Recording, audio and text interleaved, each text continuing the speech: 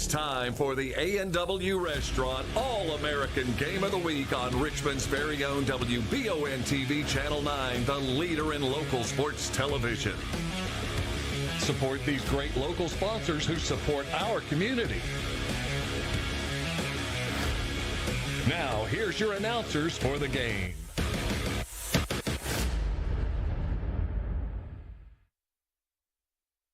Good evening, everyone, and welcome into Madison Central High School for the first Friday night action here on this field, where the Madison Central Indians will host the Madison Southern Eagles, the county clash here tonight on WBON-TV in our A&W All-American Foods Game of the Week. We are live here on the Citizens Guarantee Bank pregame show. With Citizens Guarantee Bank, your accounts are as close as your phone. Bank anywhere 24/7. You can check your balance, deposit checks whenever you want, transfer funds, and more with the MyCGB app. Visit mycgb.com to learn more. We have got a jam-packed broadcast crew for you tonight. Tom Gross had an early broadcast for us on the Coyote radio station. He did a remote for us up at Exodus Trucking Academy. So Tom has the night off. We have downgraded significantly in the booth to John Bailey, Jamie Boggs, and Dawson Roll joining me on the broadcast. Guys, welcome in, and glad to have you all on. It's always fun to kind of catch up and sit in with Jamie and John. Dawson obviously hopping on the call with us tonight. Jamie and John, what I like about it is as soon as you guys came on here, you put your headsets on, you immediately started taking shots at one another. Yep. And it made me feel at home. Yeah. I wouldn't have it any other way, man. I mean, football's a competitive sport. I feel like we got to be competitive in the booth as well, keep the juices flowing. And we got some big shoes to fill. All three of us trying to fill those Tom shoes. Yeah, Tom's shoes, he wears a size 13.5, so we can, I think if we squeeze all our feet together, we can fit into one of Tom's shoes. Dawson, you were a part of this rivalry as a student, as a camera guy, and now you're on the call for it, and it's obviously a big game.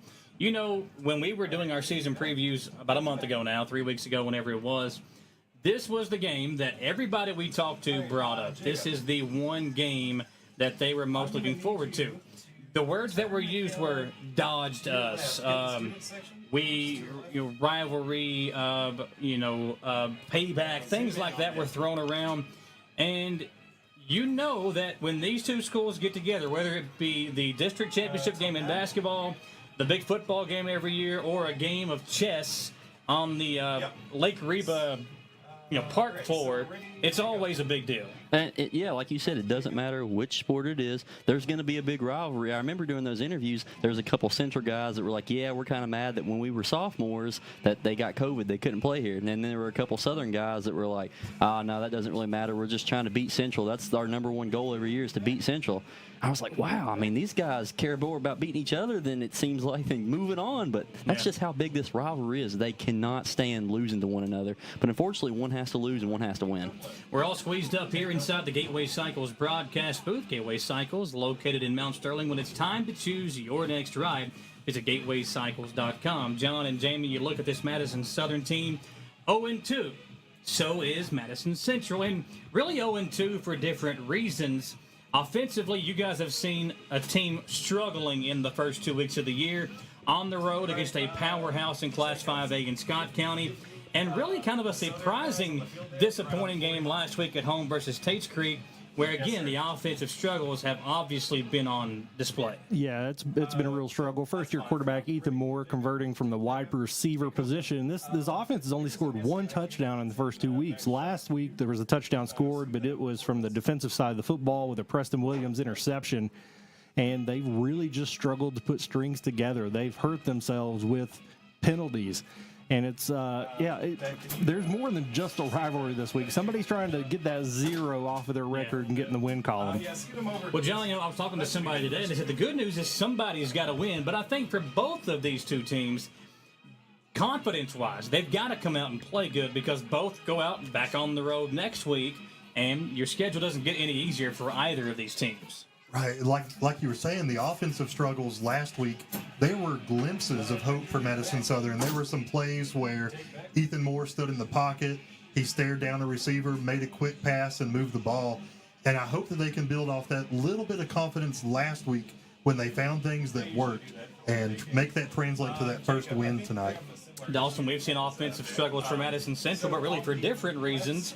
When you're on your third game and also on your third quarterback, it can be very difficult to get into any kind of offensive flow.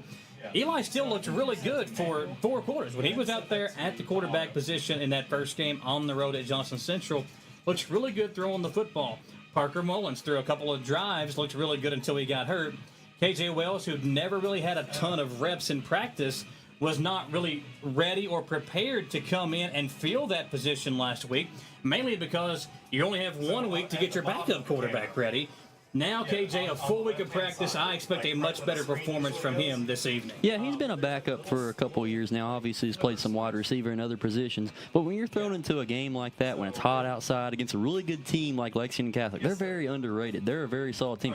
It's just tough, and when your teammates are kind of down, you're down by a lot already, it's easy to throw a couple picks like he did. But like you said tonight, he's got a whole week of practice under his belt. He knows the magnitude of this game, so the pressure is going to be big on both sides, but especially for KJ.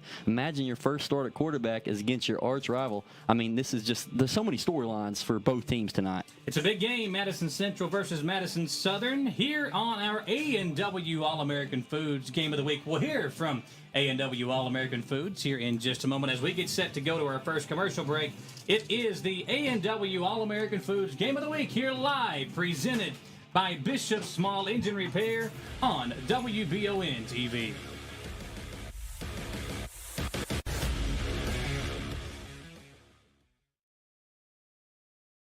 It's apple sipping season at A&W, the perfect time to enjoy one of our new apple pie shakes. Each sip feels like fall in a mug.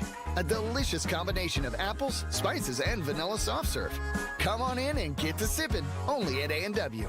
Feeling saucy? Come down to A&W and dip a juicy 5-piece hand-breaded chicken tender combo into our new spicy 3-pepper fire sauce or our new savory A&W sauce.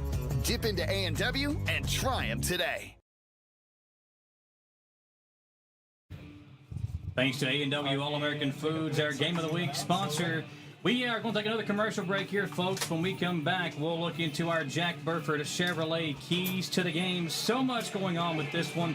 We'll dive into those matchups, too, that could be a key factor in who wins tonight. We'll step aside and come right back, again, broadcasting live on WBON TV. I'm Michelle. And I'm Jennifer. And in the spring of 1992, Bishop Small Engine Repair was born in our mom and dad's barn in Estill County. Then in the fall of 1992, we made the move to Madison County, where we are today. With the support of our family, customers, and community, we have continued to grow in the outdoor power industry. With a full line of products from Cupcadet, Grasshopper, Echo, and Shindawa, we can help you tackle your yard so you can enjoy it with your family. Bishop Small Engine Repair, where our focus is our customer. Stop on in, 119 Northwest Avenue in Richmond. We can't wait to see you. Clear in my headset. Hi there, I'm Alan Feldhouse Me and Jr., John head basketball sound like coach we're in at a Madison tunnel. Central High Agreed. School.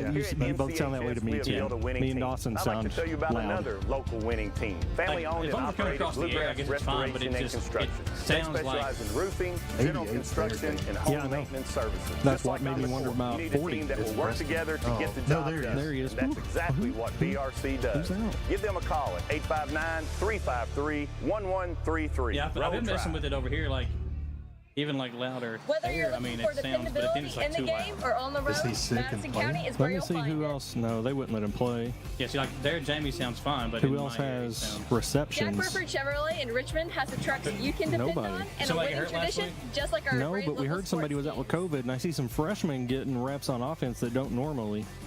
I've It's seen curious. Lucas, Steven, and Come see us at Jack Yeah. Burford Chevrolet in Richmond or check us out at jackburford.com to see our dependable trucks and become a part of the winning tradition.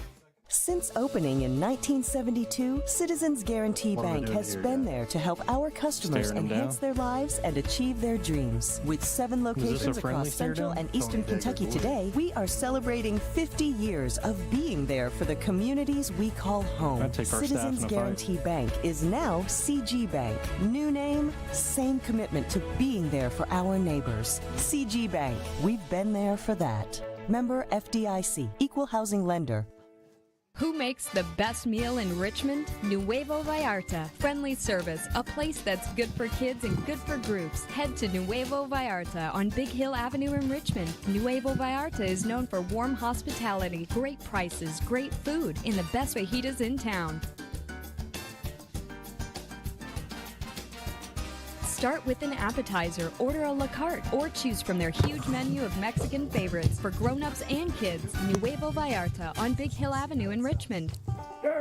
Testing 1, 2, 3, 4. Right past that name Sasquatch.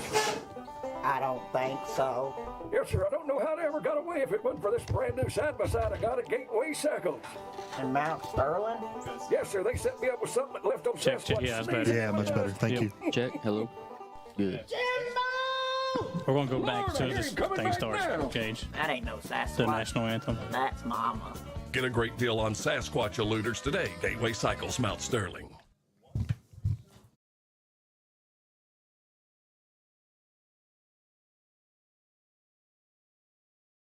On the A&W All-American Foods Game of the Week, here in the Citizens Guarantee Bank pregame show with Citizens Guarantee Bank, your accounts are as close as your phone. You can bank anywhere 24/7.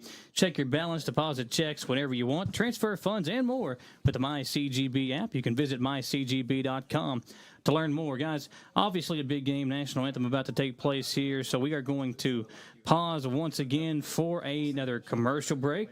We appreciate you tuning us in on this Friday night. Again, first game played here on a Friday night. Last week, obviously, the rain and the lightning and everything that went into that, pushing the game back to Saturday. They're having a ceremony down on the field right now, and we'll once they get this squared away, get the game set to go, we'll pause once again and get ready for our Jack Burford Chevrolet keys to the game. Appreciate all of our great sponsors like Bishop Small Engine Repair, Galaxy Bowling Center, Ace Hardware, Berea, Bluegrass Marble and Granite, Whitaker Bank of Richmond, Jerry Goebel State Farm Insurance, Nuevo Vallarta, Citizens Guarantee Bank, Berea Urgent Care, Gateway Cycles, Jones Family and Cosmetic Dentistry, Markham and Wallace Hospital in Irvin, A&W All-American Foods, D&J Ace Hardware in Irvin, and so many more great sponsors that you'll see throughout the broadcast here.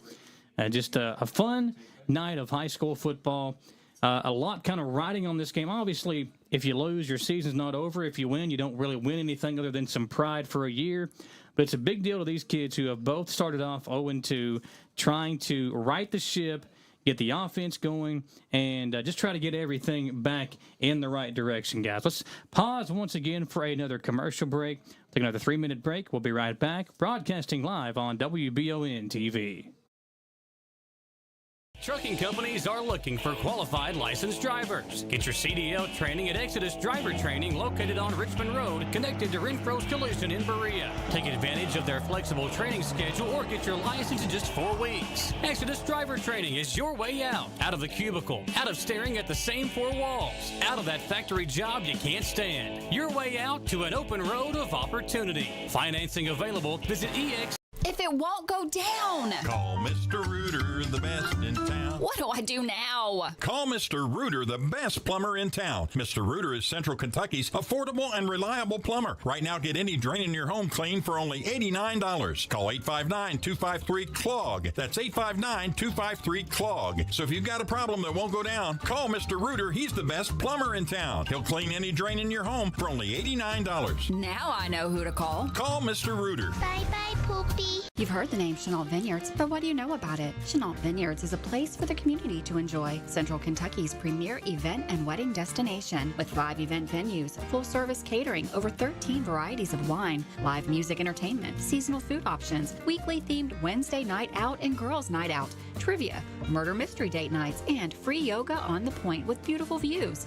Everyone can find something to do at Chenault Vineyards. Want to know more? Follow them on Facebook and Instagram or It's that time of year when we are day and night driving with our kids all over. Your car never stops. At AMCO Transmissions, we make sure to keep you rolling. We have the latest technology, certified technicians, and longest warranty to keep your vehicles running strong. We specialize in all foreign and domestic transmissions, drivetrain, or just general maintenance. Did you know at AMCO the average customer saves $1,800 in comparison to the dealer? And AMCO has a longer warranty. Come see us at AMCO Transmission for the best service and the cheapest prices around. AA MCO. Hey Madison County, did you know Berea Ace Hardware is more than just a hardware store? Berea Ace Hardware carries the top brands like Skag, Echo, Steel, Spartan, Toro, Bentelli e-bikes, Wolf brand scooters, Trailmaster go-karts, and Red Cat Racing RC cars. Check us out at BereaAce.com. We sell fun at Berea Ace.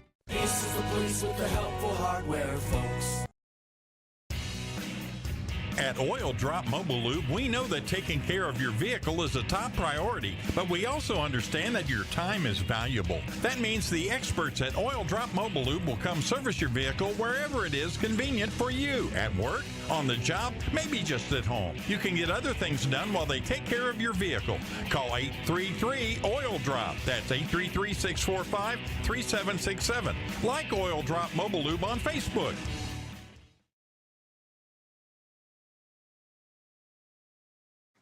Here on WBON TV, WEKY, and tonight WLFX, all the networks we are coming at you on. We appreciate you tuning us in, whether you're listening or watching, or maybe you're out and about, got us tuned in somewhere. Appreciate you joining us here on the broadcast. Man, what a weird week. What was it, Wednesday, where it was just absolutely freezing outside, guys? And obviously here in Kentucky, we're used to the weather kind of wreaking havoc on our day. And obviously last week it did that to the football game, kind of changing up on us as we got out here and set up. Man, right now, current temperature in Richmond, feeling pretty good. It's 82 degrees outside right now. That game time temperature is brought to you by Fayette Heating and Air. Don't get caught up in the heat. Take advantage now of a new HVAC install for up to 48 months interest-free. Call 859-233-0424 or schedule online at FayetteHeating.com. Check out the Comfy Club and become a part of that as well through Fayette Heating and Air. Guys, are you comfy right now? Feel pretty comfy. I think when the sun goes down behind the school there, it's going to be perfect football weather. We're going to get the lights on. It's going to feel like fall out there. Well, Dawson, we look at this game, and it's obviously a big deal for the kids, not only on the field, but also the kids that are in the stands, the cheerleaders for both teams, the dance teams. What we were told is that both dance teams tonight are going to perform together, which is pretty cool. I've never seen that before. John, thankfully, you're not going to be dancing at halftime, I believe, though, right? You're going to stay up here with us? I can't make any promises, man. I mean, I could dance back here behind us. We'll see. We'll see how it goes. Well, it is time now for the national anthem. We are going to pause once again, take our final commercial break here. Got a lot to talk about when we come back during the Citizens Guarantee Bank pregame show. Well, again, look at those keys to the game, brought to you by Jack Burford Chevrolet. Give you our Star Watch tonight and the injury report. COVID is now a thing once again, so that could be an issue for some of the players tonight. We'll be right back, folks. Don't go anywhere. Back in 3 minutes here in Richmond. It's our A&W All-American Foods Game of the Week on WBON TV. It's the common thread that ties us together, making life better for everyone. At CVNB, that means better banking, better accounts and lending, better experiences, better schools and better communities. Better. It's what ties us together. CVNB. Bank better.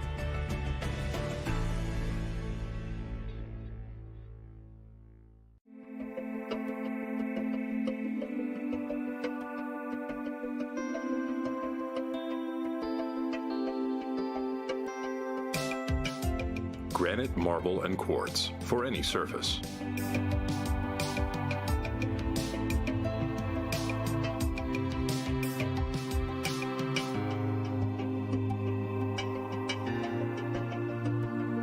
Make a lifetime commitment you won't regret. Support local and get your vehicle running at its peak performance with CT Diesel Performance South Exit 97 in Richmond. Chris Thorne and his staff specialize in diesel performance and repair that will service any vehicle, big or small, with oil changes, brakes, tires, alignments, and more. Broke down and need a tow? Well, call CT Diesel at 859-699-8712. Like them on Facebook to enter a weekly drawing for a free oil change. CT Diesel Performance off Exit 97 in Richmond. Need a physical for school or work? Need it right away? No problem. Berea Urgent Care has 2 convenient locations along with late hours to meet your needs. They're affordable too. Physicals at Berea Urgent Care only $20. DOT and CDL physicals are only $65. Berea Urgent Care number 1 by Walmart is open every day 9 to 9. Berea Urgent Care number 2 by Berea Drug open Monday through Friday 10 till 6. No appointment necessary. Berea Urgent Care, here when you need us. At Jones Family and Cosmetic Dentistry, we value our patient relationships, making it our priority to deliver the gentle, compassionate care that you deserve from a dentist. We offer patients single-visit restoration on crowns, bridges, inlays, onlays, and veneers with CERAC. Jones Family and Cosmetic Dentistry is equipped to handle all your dental needs, from implants, teeth whitening, root canal therapy, and more. For your next dental appointment and for more details on lip filler and Dysport specials, call Jones Family and Cosmetic Dentistry at 859-985-0201. Looking for some fun? The Galaxy Bowling Center has a league for you. No matter your skill level, you can come out, make some new friends, and have a great time. Call 624-4444 for details. Or if you're more of a trivia person, Champions Grill has you covered every Tuesday starting at 7 with great prizes and all-you-can-eat wings for only $19.99. Why go anywhere else? The Galaxy Bowling Center and Champions Grill, your ticket to fun just off I-75, exit 87 in Richmond. Back here live on WBON TV, Michael Watkins along with Dawson Roll, John Bailey, and Jamie Boggs. It is a when you go golfing and you got 4, it's called a foursome, right? That's right. Are you guys any good at golf? No. John like to play. John's not bad. Okay, I'm not any good, and I know Dawson's not any good either. I can't hit it off the tee. Well, I'll tell you what your problem is, Dawson. The gold chain is like dragging your swing down. It's kind of messing your swing up a little bit. I mean, hey, even before I had that thing, I still couldn't hit it. I don't know what my problem is. I love giving Dawson a hard time about his drip. That's what the young folks say, right? Drip. I'm too old for that stuff. You might need to see a doctor about that. Nice little fit. We are broadcasting live here again on WEKY, WBON TV. Let's look at some keys to the game tonight. Brought to you by Jack Burford Chevrolet on the bypass in Richmond. Get the keys to your next ride at Jack Burford Chevrolet. Visit jackburford.com to see the entire inventory. Guys, for Madison Southern, obviously inexperienced quarterback stepping into the role. The offense has not clicked. What do you think the keys are tonight for them to get a big victory here against their in-county rival? Yeah, I think it's going to take somebody stepping up to make big plays. Last year, you had Ethan Moore catching the deep balls. Now he's the one throwing those. You had Cade Sullivan, Jay-Sean Etheridge making the big plays, and they just haven't found that guy yet. Stephen Whitehead can still pound the ball up the middle. The offensive line's a little newer than they were last year, so they just need to find a dude who is going to make plays for his team. We've seen glimpses of that from different people, but somebody has to do it consistently to get a win. Dawson, you look at Madison Central, obviously the third quarterback in 3 weeks. That's a big issue. But they've also struggled running the football against an offensive line that was receiving quite a bit of hype as we came into the season. I think the Indians' key tonight for them is getting the ground game going for multiple reasons. Obviously, one, to get it going in general, but also to kind of make it easier on an inexperienced quarterback stepping into his first career start at that position. Well, it takes an offensive line a couple weeks to really gel, especially if there's a couple new pieces, and they've switched a couple new guys in there.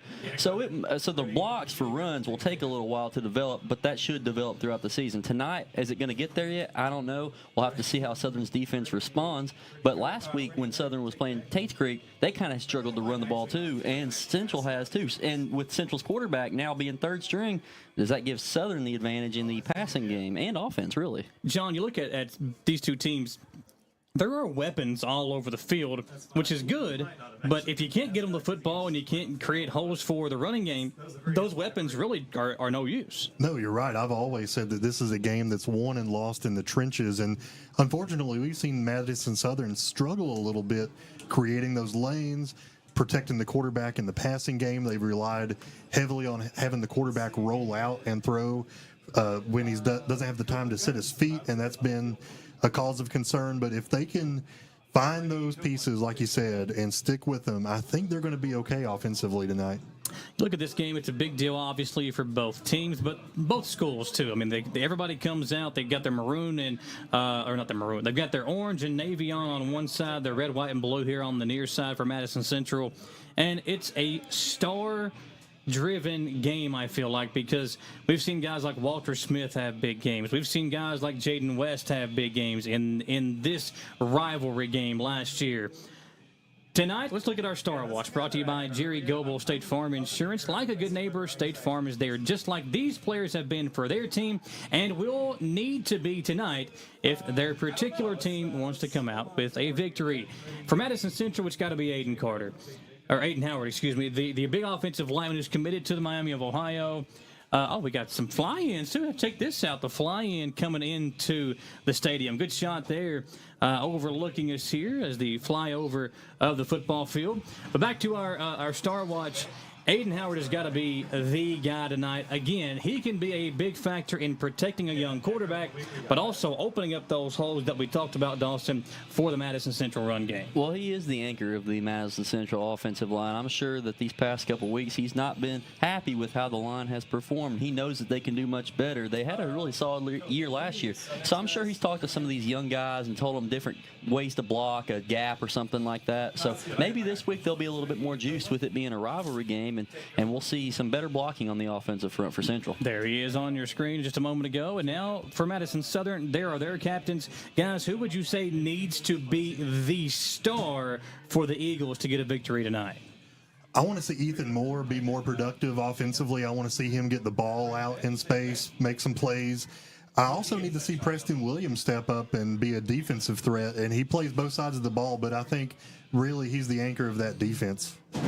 I agree. Ethan Moore has done more with his legs than he has his arms so far this year, and I think he's going to have to find some balance there in his productivity to get the team going. That's your Star Watch. Like Jerry Goebel State Farm Insurance on Facebook to learn more. Dawson, we look at the injury report. Obviously, that's a big deal coming into this game. We're early on in the season, but there are injuries piling up really for both teams. That's brought to you by Orthopedic Sports and Physical Therapy.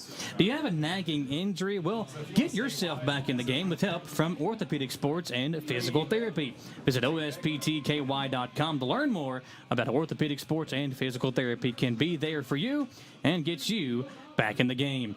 Injuries tonight, obviously, the two big ones for Madison Central. You're on your third-string quarterback because your first- and second-string quarterbacks are down with injury. It was Eli Steele first who broke his arm, and he is going to be out for the rest of the season at quarterback, potentially able to play defense at some point this year. Parker Mullins out about a month with an ankle injury that he sustained last week. Yeah, hopefully no more injuries tonight for both sides. We're praying we don't need any more of those, especially in a big rivalry game like this. But without, looks like Camden might be out for Central too. One of the offensive linemen, he's walking down on the sideline. I didn't realize that. So a lot of guys, important guys out for Central and Southern. Hopefully though, we get a healthy night of football. Yeah, Camden Burke, the sophomore lineman, looks like he's out tonight as well. Guys, on your all side for Madison Southern, a lot of guys over there in street clothes with their jersey on. I look and I see Ryder Short. See number 9, that's Caleb Catron.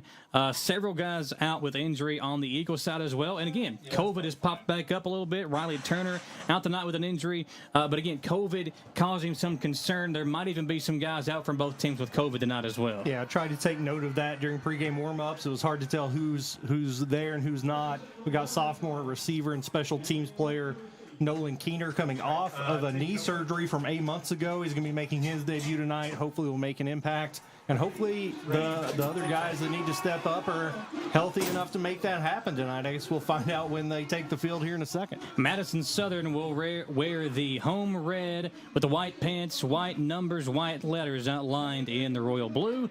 Madison Southern will be in the white road uniforms, the white pants, the navy numbers and letters outlined in the orange. Man, it is game time. You can feel it. These two teams, you couldn't tell they're 0-2 coming into this week. The energy is high. The fans are ready to go, and a really good crowd on hand for this one because, again, it is the county clash, a rivalry game, really unlike any other in Central Kentucky, I believe, because these two schools so close together. Yeah, you look at the Lexington schools playing each other. Same thing, maybe Scott County, Great Crossing. But I feel like this rivalry is really one of a kind here in Central Kentucky. Completely agree. And these guys don't have to be the best players, the best team in the state tonight. They're just trying to be the best team along the I-75 corridor for about a 10-mile stretch there. Yeah, Dawson, and we know you can feel it. Talking to these guys, again, 3 weeks, not that they were looking ahead to this game, But we know the importance of it to these guys talking to them. Well, in Madison County, it's kind of unique. You have a big population, and there's some smaller schools, but there's only 2 schools, Madison Southern and Madison Central, that keep most of the population. So when they play, most of the people are going to come out, and you only play once a year because they're in different divisions. That's what kind of makes it special in my eyes. Only 1 meeting per year. John, you've been a part of some big games in your football career when your team was up or down by a lot, so you know what it's like to be playing in these games, right? Yeah, I do. I love these rivalry games in particular, and something I'm going to be watching out for here in the first quarter is your nerves. You're eager. You want to get going. That can lead to a lot of penalties early on.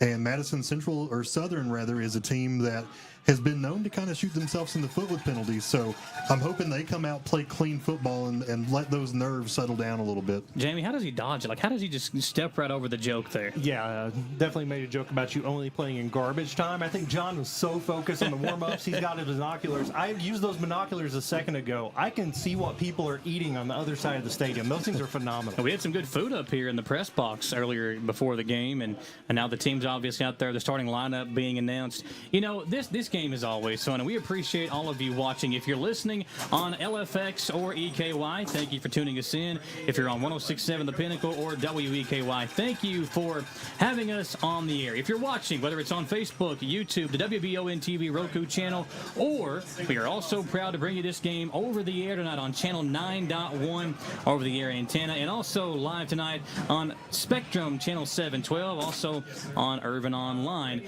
up there in Estill County. A big game tonight. Madison Central, Madison Southern kickoff is just a few moments away, and you have been hanging out with us here on the Citizens Guarantee Bank pregame show. With Citizens Guarantee Bank, your accounts are as close as your phone. You can bank anywhere 24/7. Check your balance, deposit checks whenever you want, transfer funds, and more with the MyCGB app. Visit mycgb.com to learn more.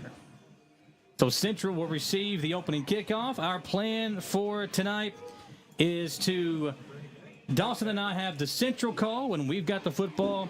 When Madison Southern has the football, Jamie and John will have the call. And folks, it would not be a rivalry game without Big Wayne over there across the way with the sleeves cut out of the NEO shirt, the New Eagle Order. Wayne Lanehart, the legend supporter of Madison Southern football and sports in general. Yeah. Well, squib kick taken by an up man for Madison Central, and we are underway. Yeah, I love when these rivalry games get together. Everybody takes the pep sections more serious. I believe we've got like a summer, like Hawaiian type theme, beach theme for Madison Southern, and it's a paint war, I believe, for Madison Central here on the near side. Yeah, they always got to pull out the big themes. I mean, they always have great themes for any game, but for this one, it means a little bit extra because they get a little extra rowdy before them. Get our first look at KJ Wells, the starting quarterback for the Madison Central Indians football team tonight. KJ, the son of head football coach of the EKU Colonels, Walt Wells. His team on the road at Cincinnati. So Walt, unable to be here. Hopefully he's got us tuned in tonight, but we know it's going to be a big deal for KJ to come out here and do a good performance, not only for his team, but Dad watching as well. They'll hand it off to Leo Sotelo on the first play of the game, and Leo will gain a yard. That's it, and that's all. 2nd down and 9 coming up. Good defensive stop there, and you can tell early on, guys, that the Southern defense is fired up.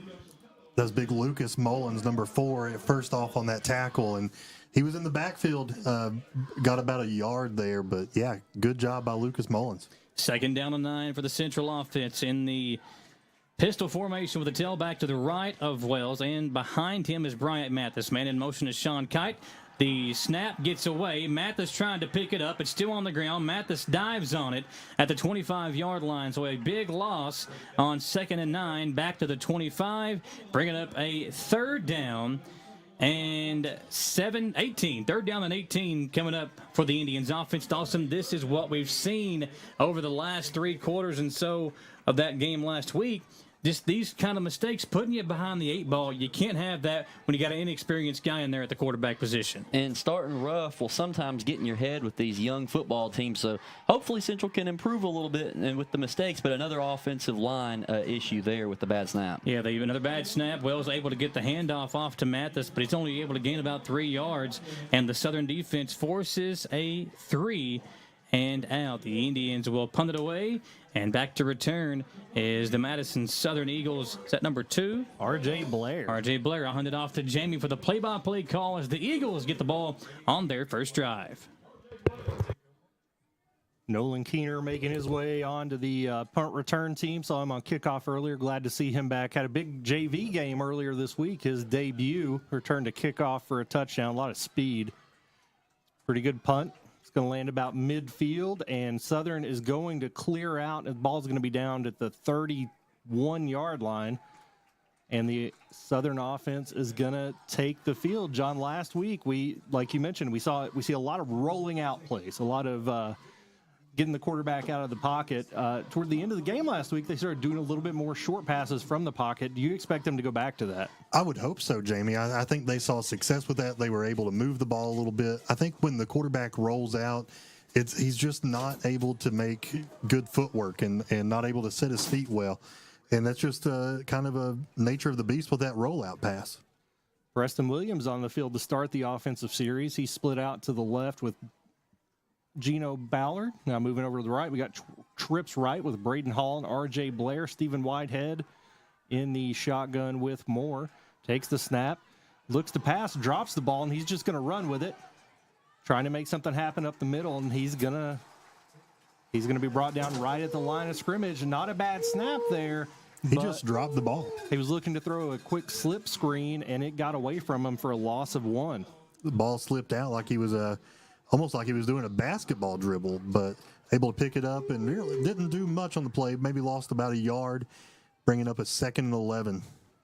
Another issue we've seen this year, John, it just seems to take so long for them to get the plays in. And I think that makes it harder to get in a rhythm as well. Still in the shotgun, trips left to the wide side of the field. Moore drops back, starts rolling left, throws across his body. The ball was tipped there by 46 for Central. Good work by that defensive lineman throwing his hands up and breaking up that pass. He didn't roll out. He was staying in the pocket. That's one of the, I don't know, there's problems with rolling out. There's problems with staying in the pocket. Alex Curtis was the defensive player there, Jamie. Great play there. It's hard to get your hands up. As a younger defensive lineman to get in there, and you're always looking for the sack, but getting your hands up can be so disruptive, and we saw it there. Now we have a 3rd and 11 from the 30-yard line. Trips to the wide side left again. Whitehead in the backfield in the pistol. Moore rolls out to the left. Looking to throw it. Is going to tuck it and get a gain of 3. We're going to end up with a 4th and 9. Strong tackle there, and Moore didn't like it, getting a little chippy after that tackle, and the punt team is going to come onto the field. Leo Sotelo on the stop there for Central, and Moore had guys down the field, but nobody open. Avery Davidson back to punt. Back to you, Michael, as who's back to receive there? Morrison and Kite back to receive for the Indians. Now Kite will run back up as one of the gunners, and see if Morrison can get off a good return here. Indians bring pressure. He'll take a Southern bounce. Man, what a dribble to the out of bounds at the 18-yard line.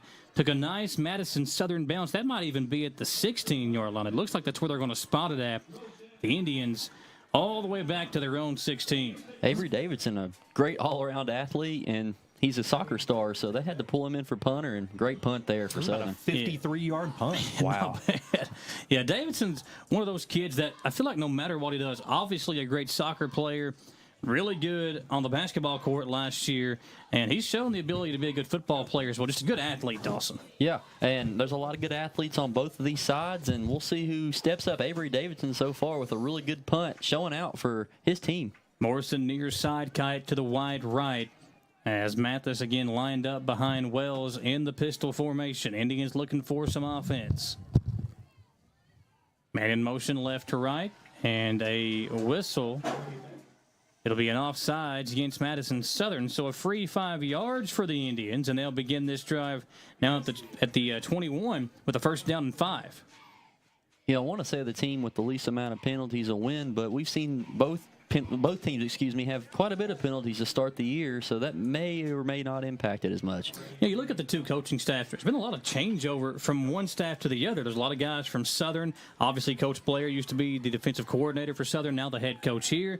You got D.T. Boone, several other guys on the Southern staff now that were a part of the Central team when Coach Centers was here. So a lot of flip-flopping around with coaches.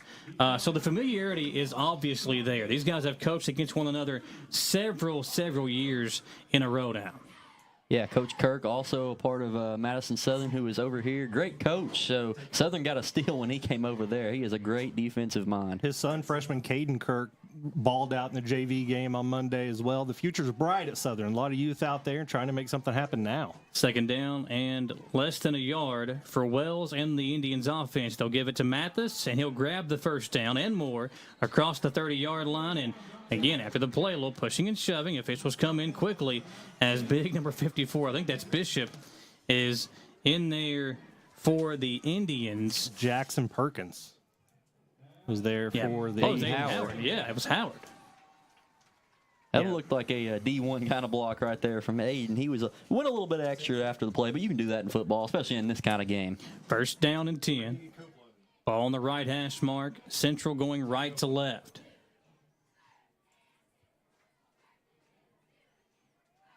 Two receivers to the near side for Wells, a tight end to the right. High snap once again. KJ having to go back and track it down. He will dive for it and barely able to get to it. Dawson, you pick up a first down, and on 1st and 10, the ball sails over the quarterback's head. Again, we're on our third-string quarterback, so the communication and the familiarity from center to QB definitely something that's going to have to be worked on. Now you're all the way back to your own 14-yard line, and you need the 41. It'll be second down and 27 for Madison Central. Yeah, the quarterback and center relationship probably has something to do with that, but that's also just been two really high snaps from the center. I'm not sure. I'll have to get a number on that if that's the starter or maybe there's an injury that there's a backup in there. But, yeah, two rough snaps to start. Wells pitching it out to the near side with Bryant Mathis. Finds a nice hole, but, man, it was closed up quickly. Great defense. Is that Williams coming in on the stop? Big number 48. Jackson Perkins coming in to hit Mathis and bring him down. Third down and a country mile coming up for the Indians. We may see a little bit of KJ Wells throwing it here, but he's also not had a lot of time either. This Southern defense has been good so far this year on the defensive front, and they may be coming after KJ here. We're early on in this game. Halfway through the first quarter, however, and we've had one first down. The Indians on their second drive. Both teams are 3-and-out on their opening possession, and now it's third down and long. They need to get to the 40 or across the 41 to pick up a first down here for Madison Central. Two receivers right. Sean Kite to the left side for Wells, a good athlete.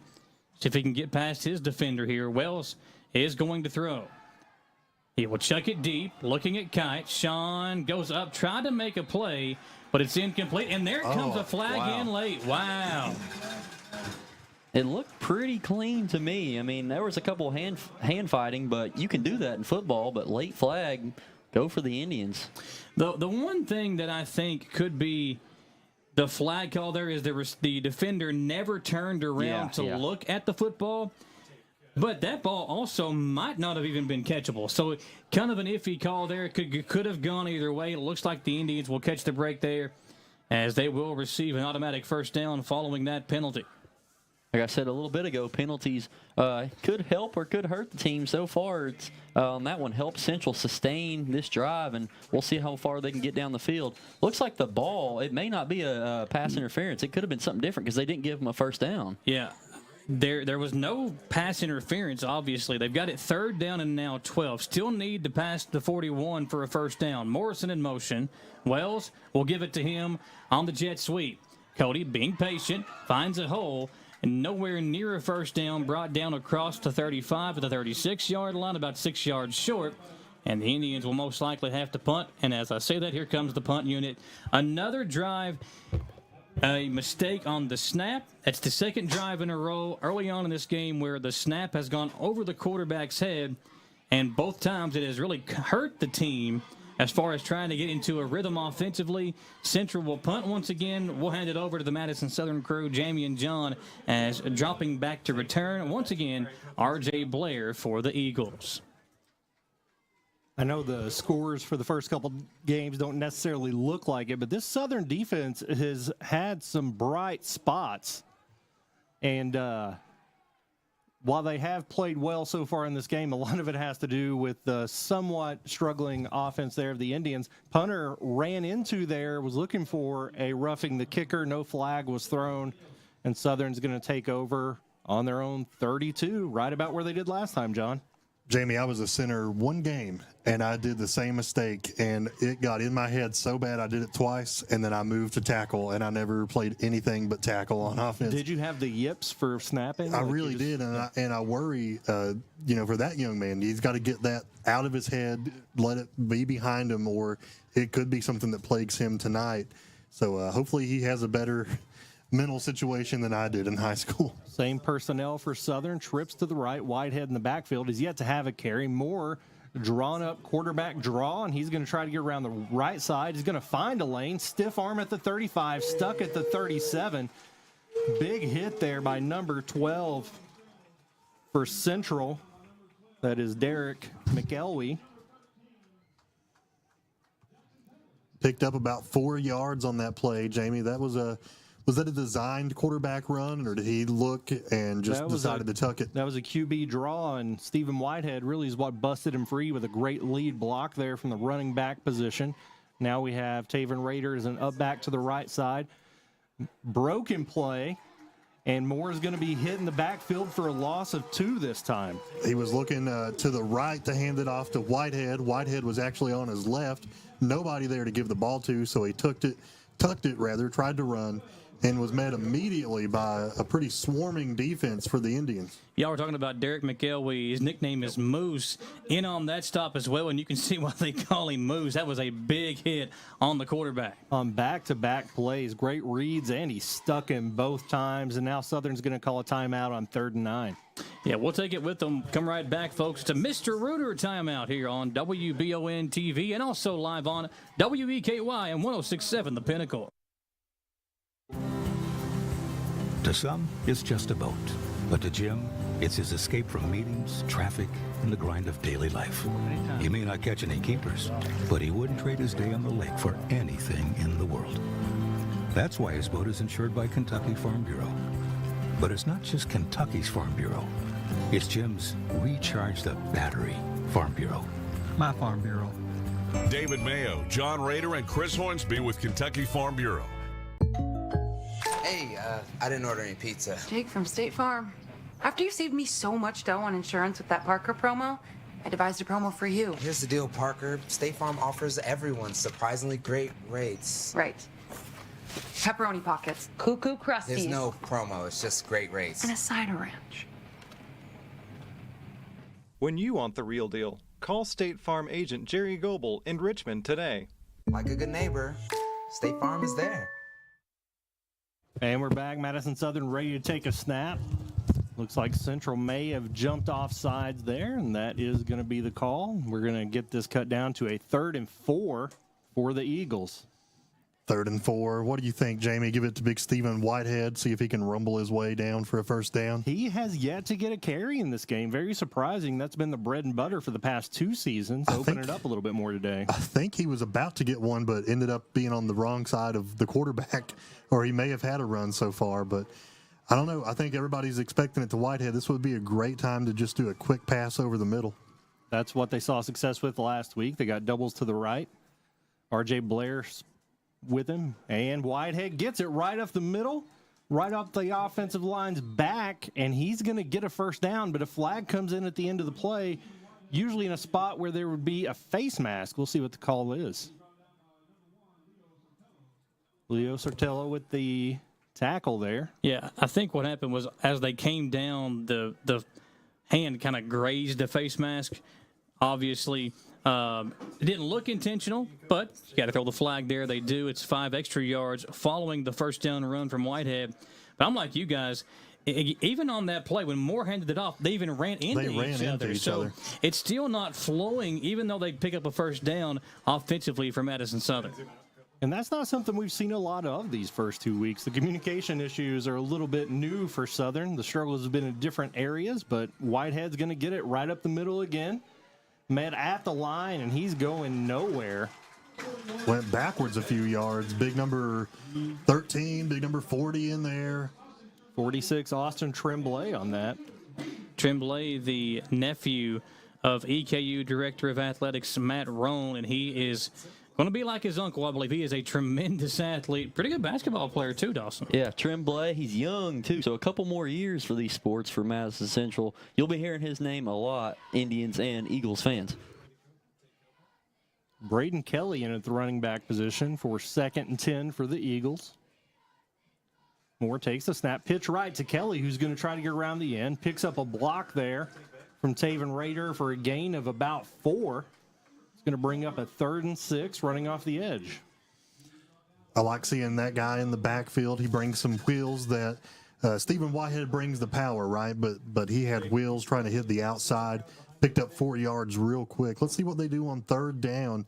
Try to move these chains again and find themselves there on the opposite side of the field now. Yeah, across the 50. Correct me if I'm wrong. We've not had a completion yet, have we? We have not. Southern, their first time across midfield, maybe looking for that completion. But no, they'll hand off to Kelly again, and he's breaking it up the middle. He's going to get a few, but not quite to the first down marker. Going to leave us at 4th and 3.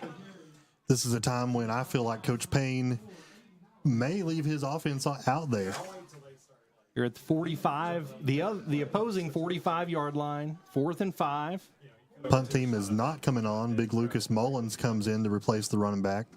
And the defense is really, aside from one big play, held Madison Central well. So why not give your offense a chance, trust your defense, and take a risk here. Raider in motion. Trying to get him to jump off sides.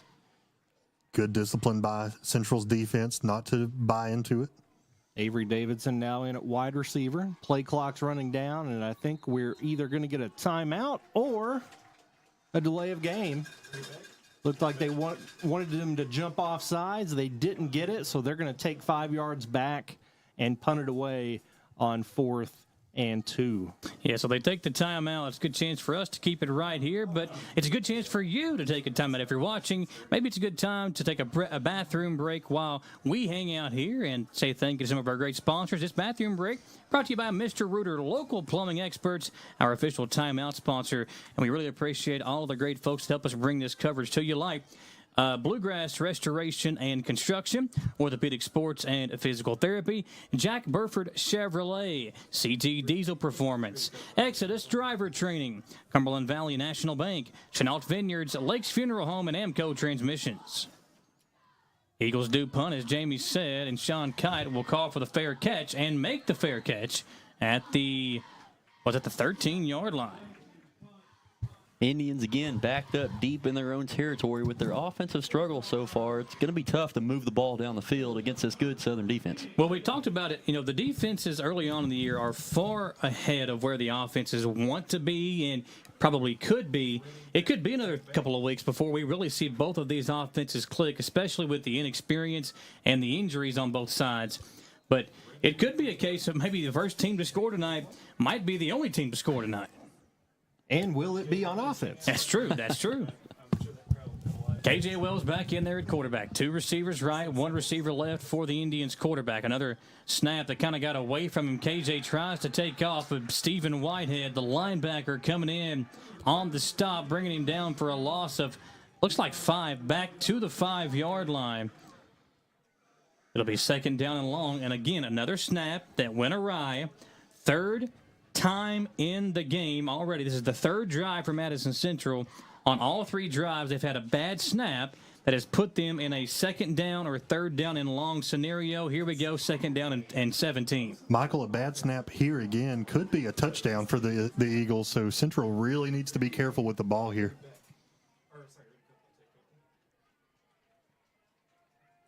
Wells with a foot in the end zone in the shadow of his own goalpost. They'll hand it off, and not much running room there.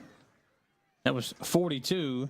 That's Davion DeBruce, the sophomore. This sophomore class, really for both teams, is really, really nice. For Central, you've got DeBruce, you've got Moose McKelly we were talking about, two guys that I think 3 years ago when they were at Caudle, we interviewed them on the Jack Burford Chevrolet Sports Show. Really good football players as the first quarter winds down. We knew it would be a defensive display. It has been just that. Both offenses continuing to struggle through one quarter. We'll step aside for our first commercial break. It's the County Clash here live in the A&W All-American Foods Game of the Week on WBON TV. Orthopedic and Sport Physical Therapy will help guide you on your road to recovery. It is our mindset, a spirit driven to excellence to help people heal faster and better. If you have pain or an injury, or you need experts in sports medicine, Orthopedic and Sports Physical Therapy is your best choice in rehabilitation, and you have direct access. In most cases, you do not need a referral to any of our 7 locations serving the region. Just give OSPTKY a call. Visit our website at osptky.com to find the location nearest you. Did you know Markham & Wallace Hospital offers speech therapy for both adults and pediatrics? Why travel north when you can get the care you need right here in Irvine? Adult speech therapy focuses on the assessment and treatment of speech, language, thinking, and swallowing problems. Pediatric speech helps children communicate effectively by assisting with the improvement of their verbal and nonverbal language skills. For more info about the speech therapy department, call 606-723-8235 at Mercy Health, Markham & Wallace Hospital. We're back here on WEKY, WLFX, and WBON TV. The second quarter about to begin here in Richmond, and we see all the action kind of taking place here.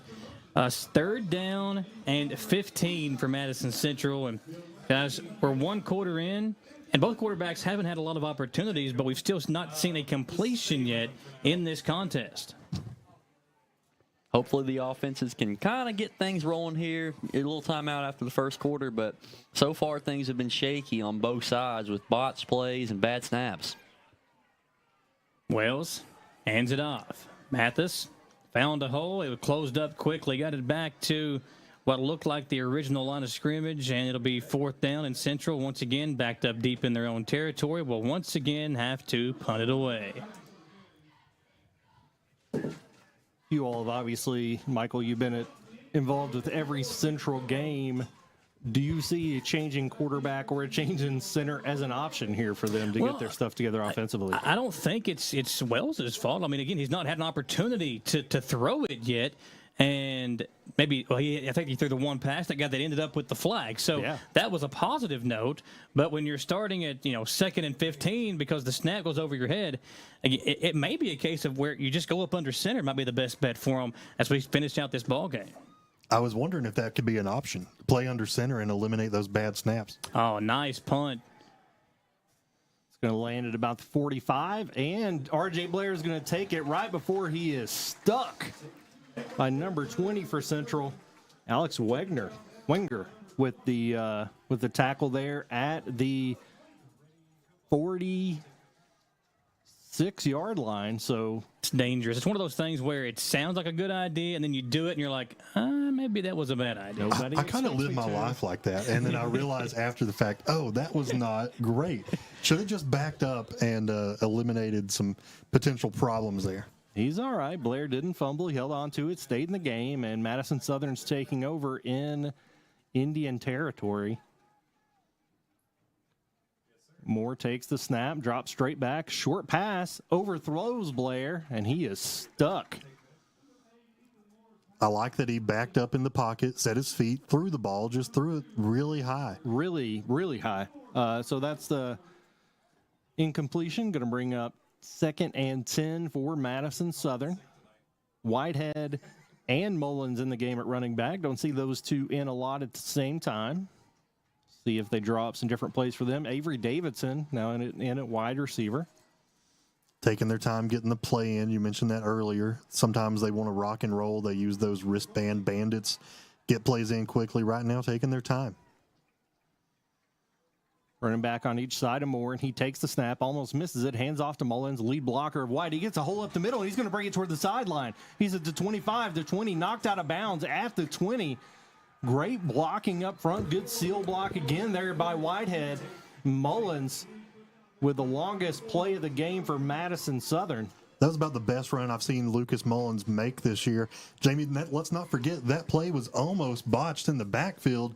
Bobbled the ball around, able to get the ball off to Mullins, and then it was like somebody lit a fuse under Mullins, able to take off. Almost like that slight delay in the backfield allowed time for the play to develop, but he's going to get it again around. Oh, that's Braden Kelly around left end. He's also got some room to move. He's tackled eventually at the 17-yard line. Another rush there by Kelly. He's going to get about 4. Going to bring up 2nd and 6. Moose McElwee again on the stop. I was going to say before this drive started, this should be the best chance for Southern to score. Best field position. You started inside Indians territory. Now inside the red zone, a chance to capitalize on it. Gino Ballard comes in at wide receiver on the far side of the field. Still 2 running backs in, Mullins and Kelly. Moore giving them instructions. He's going to take the snap. Hand off to, so that's Whitehead, not Mullins, and he shakes off a tackler in the backfield, and he's going to get back to the line of scrimmage. May have lost a few inches there, but not a lot. Now Mullins comes back in for this 3rd and 6 opportunity, again, inside the 20-yard line. Not sure if you guys could see it when Moore handed it off. He kind of pushed Whitehead, said, go, get out of here, try to find a hole, and there wasn't one for him to run through. I don't know if you saw, but the coach came up to the sideline and was given, I don't know that was the play call. I think the quarterback may have changed things up and called a little audible. He fakes the handoff and takes it up the middle himself, and he's got room, breaks a tackle, gets inside the 5, brought down, I think, at the 1-yard line is Ethan Moore, maybe the 1-foot line. First time they've done any sort of option play, and he faked the handoff there to Mullins and took it himself. Now we're a 1st and goal from the 1-yard line. This has been one of the best series I've seen Southern play all year, and glad they found the perfect time to do it here in Madison Central Stadium. Let's see if they can get a touchdown here from the 1-yard line. That's when Big Stephen Whitehead would be the dude I would give it to. They give it to Mullins, a Whitehead in front of him, and it looks like he punches it in. Touchdown, Eagles. Madison Southern, their first offensive touchdown in 2 weeks. 1-yard rush there by Mullins to go up 6-0 early in this rivalry game. The Madison Southern sideline is hype.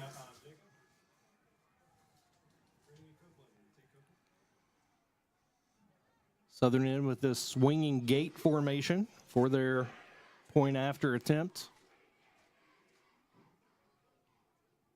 Offensive line shifting to kick the extra point. Avery Davidson in to do so. Just under 9 minutes left here in this second quarter as Southern gets on the board for their 2nd lead of the season.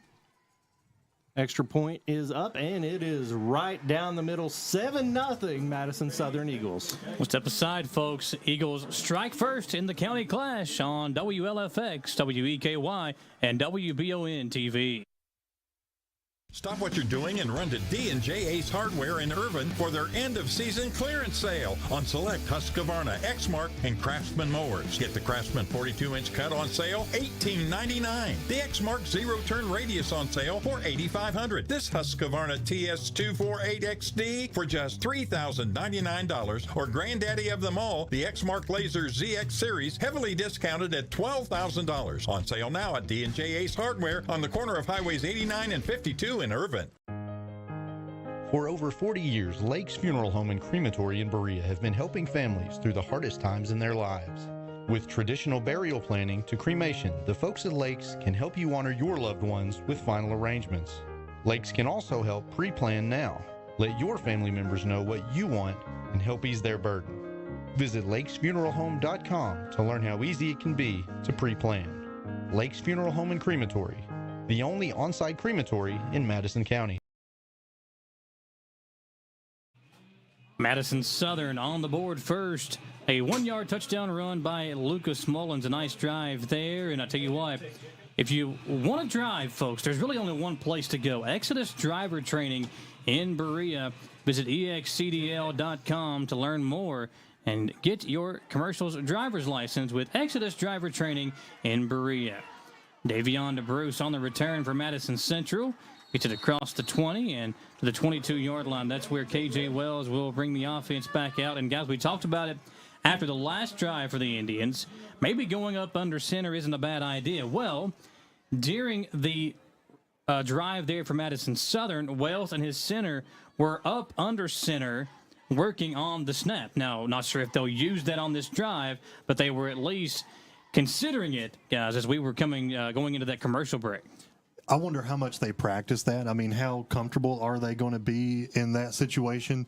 A lot of teams not using that nowadays, so I'd be interested to see what practice looks like if they've done it before. It's not just about the snap. There's all kinds of timing issues that could create. So I think you just need to shake it off and adjust on the fly. Chop block against Madison Central on that return. So back them up. Instead of the 27-yard line, it's going to be, I believe it would be the 12-yard line. Or if it's half the distance to the goal, it'll be around the 13. We'll see where they spot this thing at. Yeah, another silly penalty, and that's going to hurt and put the Indians back deep in their own territory again, which works in the favor of Southern, because if you force them to punt, you're going to start in great territory once again. So it is the 14-yard line. Ball on the right hash mark.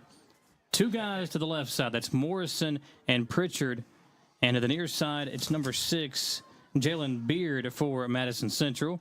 Hand off on first down, and Stephen Whitehead showing why he is Stephen Whitehead. We didn't get a chance to see him in this rivalry game last year. We were told a broken neck. That's right. Before the game last year. And he didn't was out for about a month, and then he came back.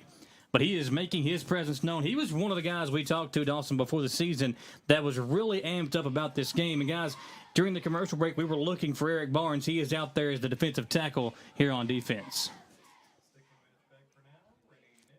Michael, I was looking at big offensive lineman number 78. Is he committed anywhere? He looks like he could play ball on Saturdays next year. A lot of guys on this Central offensive line. They've had some guys come through. Obviously know about Malachi Wood, who's now a part of the Big Blue Wall at Kentucky.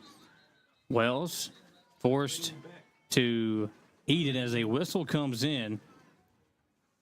And I think it's a timeout, Madison Central. Once again, it's second down and long. It was this time because of Stephen Whitehead getting into the backfield. Second down and 15, guys, as we come at you here live again on WEKY, WLFX on the radio side, and streaming live on the WBON TV Facebook page, WBON TV YouTube channel, and on the WBON TV Roku channel. You can also find us up live here on WBON TV over the air, channel 9.1, and channel 712 on Spectrum. If you have Spectrum cable, channel 712 is where you can find our WBON TV broadcast tonight. Also, how about this? WBON TV Live at 5 newscast. Every weekday, we come at you live at 5 o'clock for the Live at 5 newscast, giving you all the latest local news updates from Madison and surrounding counties. That's WBON TV Live at 5. Every single weekday from 5 to 5:30 with the anchor, Grindle Morton. Dawson Rule and the Gold Chain bring you the sports. The best sports coverage in Madison County. That's my tagline right there. And, guys, we really do appreciate, obviously we love highlighting the great local athletes that we've got, but we couldn't do it without all of our great sponsors. If you see somebody's commercial or you hear us mention somebody throughout the game tonight, go by and tell them thank you for sponsoring our coverage and being helping us get out here and highlight some amazing local athletes. Second down and 15, Kite in motion. They'll give it to him and immediately hit, spun around. Kite falls forward. A flag comes in on the play. I believe this is going to be a hold in the backfield. Eric Barnes and Ethan Diaz all over him there. Looks like they're marking it off. Yeah, against Central.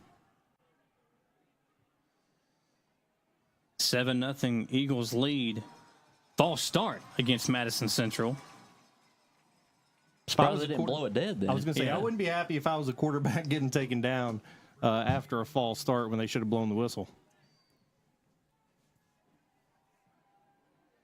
Seems to be a lot of confusion happening right now. Yeah, I was going to say, where are they going to mark it at? So they put it now back at the 6-yard line.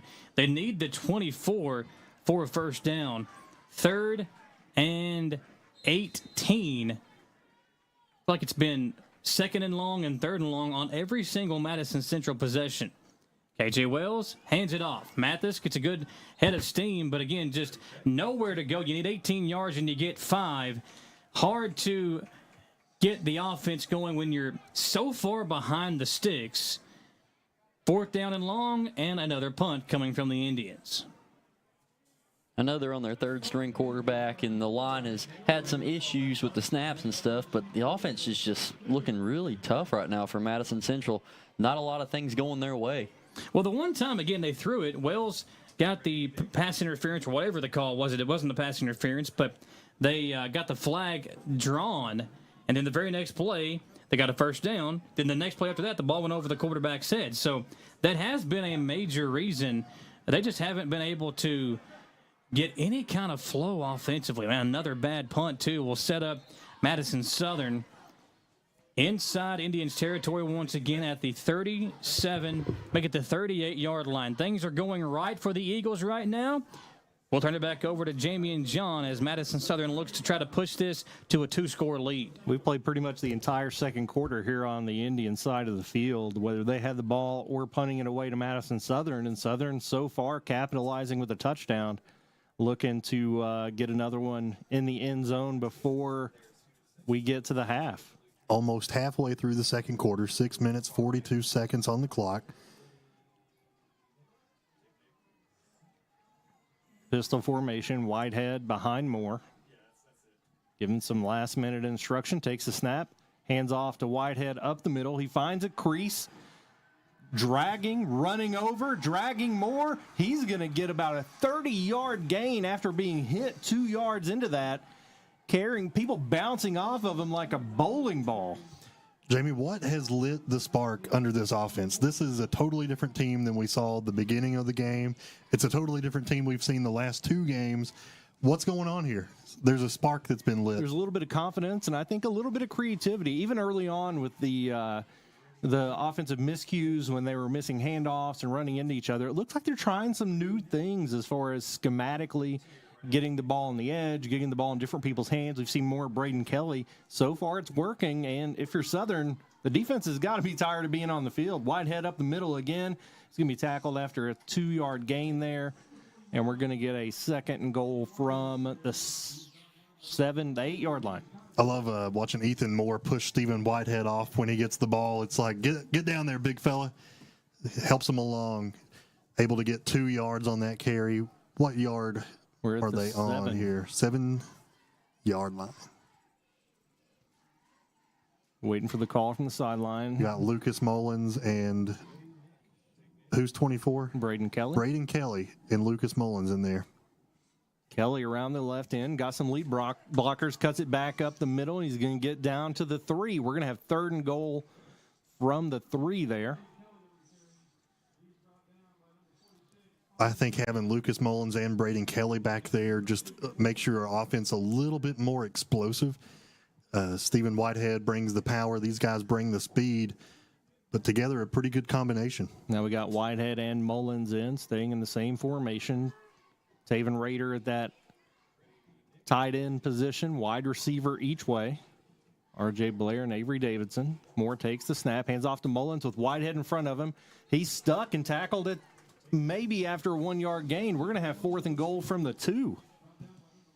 This is when it gets to be a tough call, John. Brought down by number 1, Leo. I don't know how to say his last name. Sotelo. Sotelo, yeah. Good tackle there to stop the Southern Eagles from finding the end zone. John, points have not been at a premium, or they have been at a premium, I should say, for Madison Southern this season. You got 4th and goal at 2. I know Avery Davidson could make this field goal. They're going to take a timeout and talk about what to do. We'll take it with them. Indians trying to get a stop on 4th down when we come back on WBON TV. Whitaker Bank in Madison County is your local bank for convenience. With more branches than literally any other bank in Madison County, why go anywhere else? Whitaker Bank is known for their friendly customer service and easy access drive-thrus. Whitaker Bank, your home for local, friendly, family banking. Equal housing lender, member FDIC. I'm Michelle. And I'm Jennifer. And in the spring of 1992, Bishop Small Engine Repair was born in our mom and dad's barn in Estill County. Then in the fall of 1992, we made the move to Madison County, where we are today. With the support of our family, customers, and community, we have continued to grow in the outdoor power industry. With a full line of products from Cupcadet, Grasshopper, Echo, and Shindawa, we can help you tackle your yard so you can enjoy it with your family. Bishop Small Engine Repair, where our focus is our customer. Stop on in, 119 North Estill Avenue in Richmond. We can't wait to see ya. Ethan Moore gets in the end zone again for Madison Southern to take a 2-score lead. Quarterback draw with both Whitehead and Mullins lead blocking for him, and he got just across that goal line. Check out the replay here. Yeah, touchdown of the game. Moore getting in across the goal line on the Bluegrass Restoration and Construction replay. Man, a big play there and a big momentum shift in this game. They've done all of their work on the ground so far. Not completed a single pass. Up back snap there to Whitehead. Or maybe Preston Williams, and he got in for the 2-point conversion. They lined up in that swinging gate formation. That was Whitehead. Takes the direct snap out of it and gets it into the end zone. Now they're going to be up 15-0 over this Central offense that's really struggling, Michael. Indians will have to find an answer. Who will it be? We'll see when we come back. Man, at Madison Central will return it on the other side of this break on WBON TV. Hi there, I'm Alan Feldhouse Jr., head basketball coach at Madison Central High School. Here at MCHS, we have built a winning team. I'd like to tell you about another local winning team, family-owned and operated Bluegrass Restoration and Construction. They specialize in roofing, general construction, and home maintenance services. Just like on the court, you need a team that will work together to get the job done, and that's exactly what BRC does. Give them a call at 859-353-1133. Row Tribe. Whether you're looking for dependability in the game or on the road, Madison County is where you'll find it. Jack Burford Chevrolet in Richmond has the trucks you can depend on and a winning tradition just like our great local sports teams.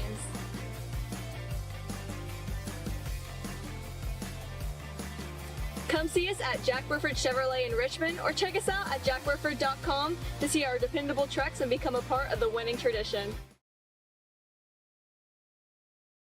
Back to the action here. Madison Central will have it at the 10-yard line. So we talked about, man, nothing's been going right. And once again, pinned back deep in your own territory to begin the drive.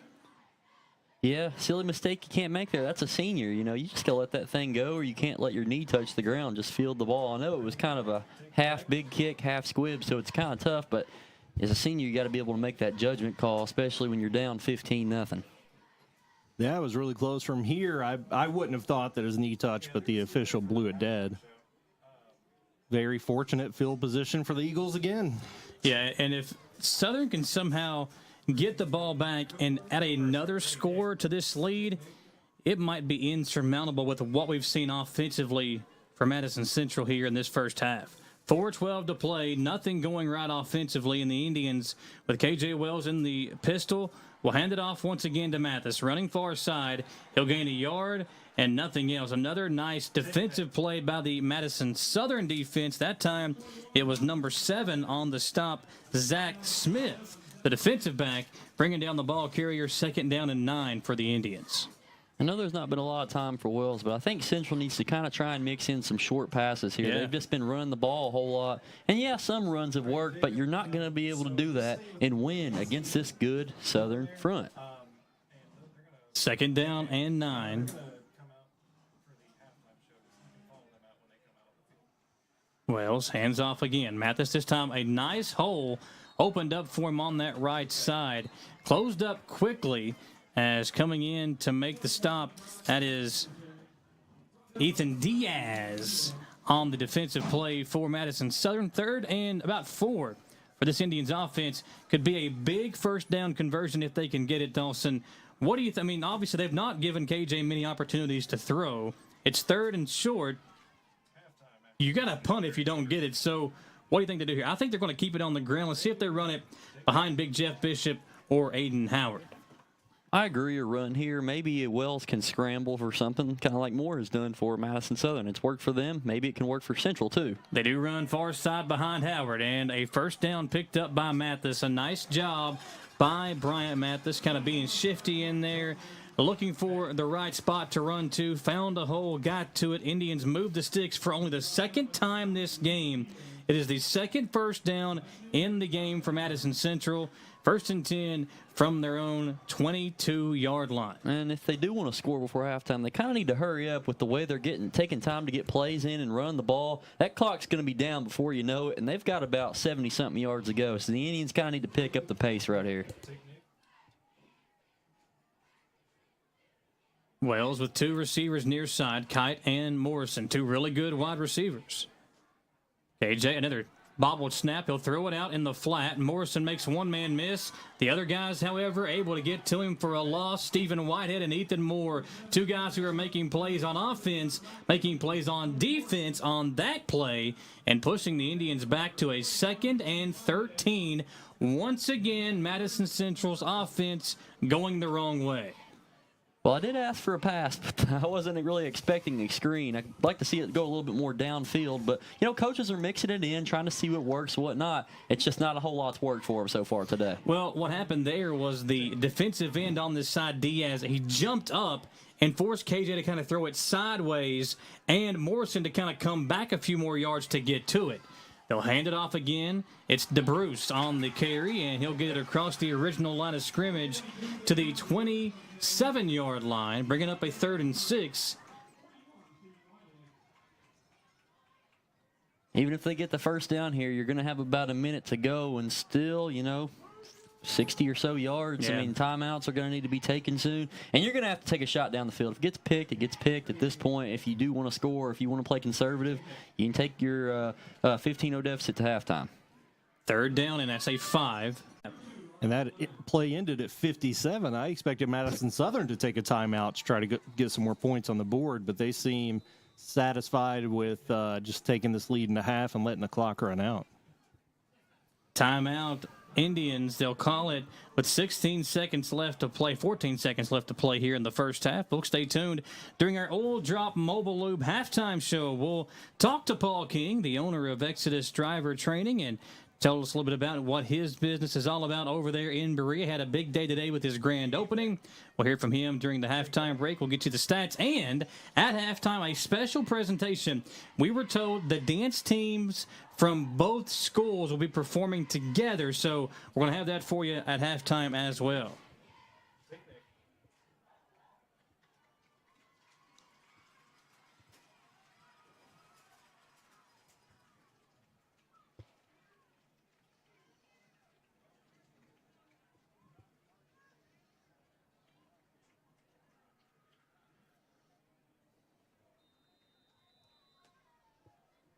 Fourth down, Indians will punt.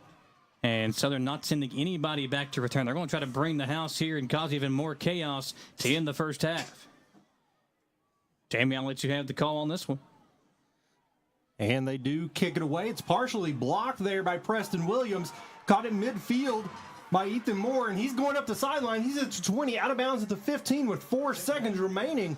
That was as good as could be expected from Southern. You mentioned they didn't have anybody back deep, but since Preston Williams deflected the kick, it was only about a 10-yard punt, and Moore gets it down to the 15 with 4 seconds left. Good special team coaching. They all gathered around. They knew where to go to block. They had good communication in the middle of the play. And they have 4 seconds before halftime. See if they can put even more points on the board. They're going to spot that at the 16. Avery Davidson is out to attempt a 33-yard field goal with 4 seconds left. This will be the last play of the half, and Southern's going to take a timeout, make sure they're all on the same page. Eagles will take the timeout, and another chance for you to maybe grab a quick bathroom break, courtesy of Mr. Rooter, the local plumbing experts, our official timeout sponsor. Pretty entertaining first half if you're a Madison Southern fan as well, and if you are looking for entertainment from the whole family, well, got to check out Galaxy Bowling Center right here in Richmond. Got the arcade, the bowling alley, the great food, and more at Galaxy Bowling Center in Richmond. Guys, Avery Davidson, really an asset for Southern because this field goal could put it at an 18-point lead in a 3-score game, which, again, with the way the Southern defense is playing, the way the Central offense is playing, that could be enough to win this ball game. If you think back last year, these two teams went into overtime, and Davidson's kicking was a big part of them staying in that game. Those few points you can pitch in here and there, doesn't miss his extra points. Getting these field goals is huge for this team. Such a great weapon to have, and he's going to try from 33 to increase this lead to 18. Snap's good. The kick's up. It's long enough. Looks straight. 3 more points. Madison Southern leads at halftime, 18-0 over the Madison Central Indians. What a first half for Madison Southern. A tremendous job on both sides of the football. And for the first time this year, the Eagles look like they have got things rolling. Another nice drive there. Don't forget about our friends over at Exodus Driver Training in Berea. You can like them on Facebook or visit them at excdl.com. We'll hear from the owner of Exodus Driver Training, Paul King, during the halftime show. When we come back, try to catch the dance teams out there performing as well here on WEKY WLFX. Back in 3 minutes also on WBON TV. Since opening in 1972, Citizens Guarantee Bank has been there to help our customers enhance their lives and achieve their dreams. With 7 locations across Central and Eastern Kentucky today, we are celebrating 50 years of being there for the communities we call home. Citizens Guarantee Bank is now CG Bank. New name, same commitment to being there for our neighbors. CG Bank, we've been there for that. Member FDIC, Equal Housing Lender. Who makes the best meal in Richmond? Nuevo Vallarta. Friendly service, a place that's good for kids and good for groups. Head to Nuevo Vallarta on Big Hill Avenue in Richmond. Nuevo Vallarta is known for warm hospitality, great prices, great food, and the best fajitas in town. Start with an appetizer, order a la carte, or choose from their huge menu of Mexican favorites for grown-ups and kids. Nuevo Vallarta on Big Hill Avenue in Richmond. Did I ever tell you about that time I zipped right past that dang Sasquatch? I don't think so. Yes, sir. I don't know how they ever got away if it wasn't for this brand new side-by-side I got at Gateway Cycles. In Mount Sterling? Yes, sir. They set me up with something that left old Sasquatch sneezing in my dust. Jimbo! Lord, I hear him coming back now. That ain't no Sasquatch. That's Mama. Get a great deal on Sasquatch eluders today. Gateway Cycles, Mount Sterling. As we come back to action here, the dance teams are going to perform together. It's the Central dance team facing the Central side and the Madison Southern dance team facing the other side. Very cool here that the dance teams are performing together at halftime. Central in the white with the red pants, Southern in the orange shirts with the blue pants. And this is the Oil Drop Mobile Lube halftime show. At Oil Drop Mobile Lube, they take the worry and stress out of a routine oil change by coming to you. Call them today and they'll come to your house, your job, or wherever you are to take care of your vehicle, like Oil Drop Mobile Lube LLC on Facebook for more. Dance teams performing here. We can't play the music for you here during the halftime show because we'll get a copyright strike, but I'm going to show you the dance teams here performing at halftime. Really cool here that they put this together, and you see doing the same routine. That's really cool, too. So a lot of choreography has obviously gone into this for these two teams to put this together, and we appreciate all the folks that are doing the right things to kind of showcase that even though this is a rivalry, that, Jamie, the two dance teams show you really how, I guess, they can work together, if you will.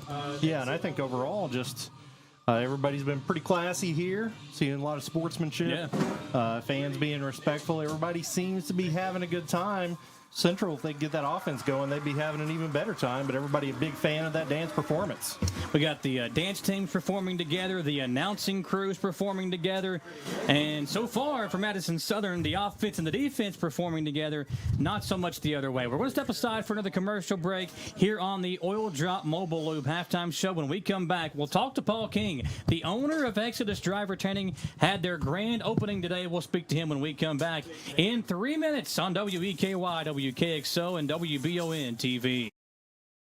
Trucking companies are looking for qualified licensed drivers. Get your CDL training at Exodus Driver Training, located on Richmond Road, connected to Renfro's Collision in Berea. Take advantage of their flexible training schedule or get your license in just 4 weeks. Exodus Driver Training is your way out of the cubicle, out of staring at the same 4 walls, out of that factory job you can't stand. Your way out to an open road of opportunity. Financing available. Visit EX. If it won't go down. Call Mr. Rooter, the best in town. What do I do now? Call Mr. Rooter, the best plumber in town. Mr. Rooter is Central Kentucky's affordable and reliable plumber. Right now, get any drain in your home clean for only $89. Call 859-253-CLOG. That's 859-253-CLOG. So if you've got a problem that won't go down, call Mr. Rooter. He's the best plumber in town. He'll clean any drain in your home for only $89. Now I know who to call. Call Mr. Rooter. Bye-bye, Poopy. You've heard the name Chenault Vineyards, but what do you know about it? Chenault Vineyards is a place for the community to enjoy. Central Kentucky's premier event and wedding destination with 5 event venues, full-service catering, over 13 varieties of wine, live music entertainment, seasonal food options, weekly themed Wednesday night out and girls night out,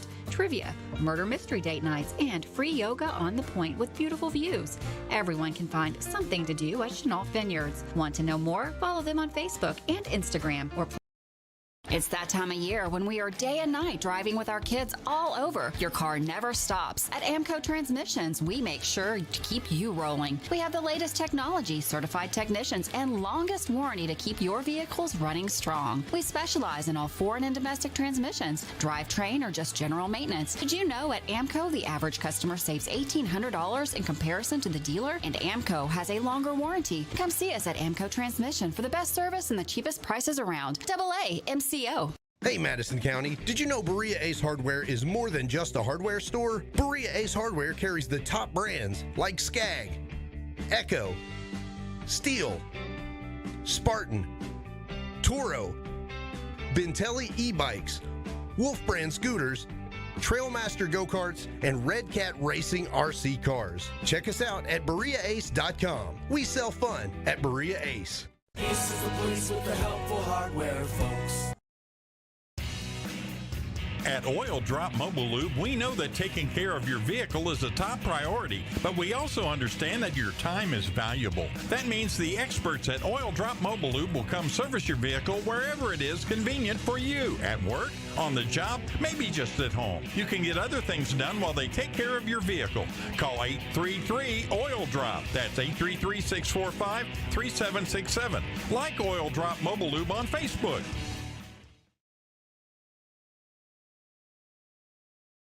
Back here on the Oil Drop Mobile Lube halftime show, and we're going to be joined now by Paul King, owner of Exodus Driver Training. You've been seeing Paul's ads here on the ball game for the last couple of weeks, and Paul, you had your grand opening today, the ribbon cutting with the Berea Chamber of Commerce. First of all, let's talk about what Exodus Driver Training is. Yeah, that's a good place to start, because we do actually, I get a lot of calls where people are just like, how do you get a CDL? Like, how do you become a truck driver? People just don't know. And so what we do is we teach the entry-level driver training. And so that consists of some theory, that consists of behind the wheel on the range, behind the wheel on the road. And we basically take you from start to finish. So a lot of people just kind of wonder, how do you get your CDL? Well, we just take them from step one all the way through. Now, you've got a 4-week class, or you can even kind of spread it out with a flexible training schedule. So talk about that and how folks can either get their CDL in a hurry, or if you're a single mom or a single dad, or you got another full-time job but you're looking to make a transition, you can work with those folks as well. Absolutely. The FMCSA mandated this back in 2021. Used to, if you could get a truck and go take the test yourself, you could do that. Now it's required. It's 160 hours. They don't specify how you have to get that 160 hours in. A lot of people will come Monday through Friday, 8 to 4:30. but there's a lot of people that can't do that, and a lot of people can't go that long without working and without a paycheck. So I decided right off the bat, one thing we're going to do is we're going to have flexible scheduling. So we will train people in the evenings, or if they work night shifts, we'll train them between their sleep, and we'll train on the weekends as well. Now, it's not just guys. You think about this, you think truck driver, you think, oh, it's probably a guy's job. A lot of women do this as well, and you've had some girls kind of come through your training process. I have indeed. I've got one there now. In fact, she tests on Tuesday. But I've had several. I've trained several girls. In fact, I got one, and she came in and she just told me, she's like, I don't know if I'm going to be able to do this. I've never even pushed a clutch in on a lawnmower, you know. So, but she jumped right in there, and she was willing to learn. She put the effort forth, and we have a program that we just don't want people to feel intimidated. Yeah. We don't need you to know anything when you show up. Just show up, and we'll take care of the rest. Now, your truck, that's one thing that you and I have talked a lot about. You got a new truck in there that you're pretty excited about. Got the wrap on it now, so you can't miss it if you're driving down Berea there on Glades Road. You can see it right there connected to Renfro's Collision. It is the Exodus driver training. Talk about the truck that you have that these folks will be training in. We have what we have right now. We have another truck that is inbound, but we have a 2016 International, which has the Eaton Fuller 10-speed, which doesn't mean probably anything to a lot of people. But it's a very, very nice truck, low mile, good AC, comfortable truck. It's a good truck to learn in. And it's a 48-foot trailer on the back. So we teach you all about the off-tracking and all that stuff. So it's we're really, really set up now. We're set up good to just, really, really get the ball rolling here, I guess. If you're interested in this, folks, if you have questions, if you want more information, website is excdl.com. There's a Facebook page.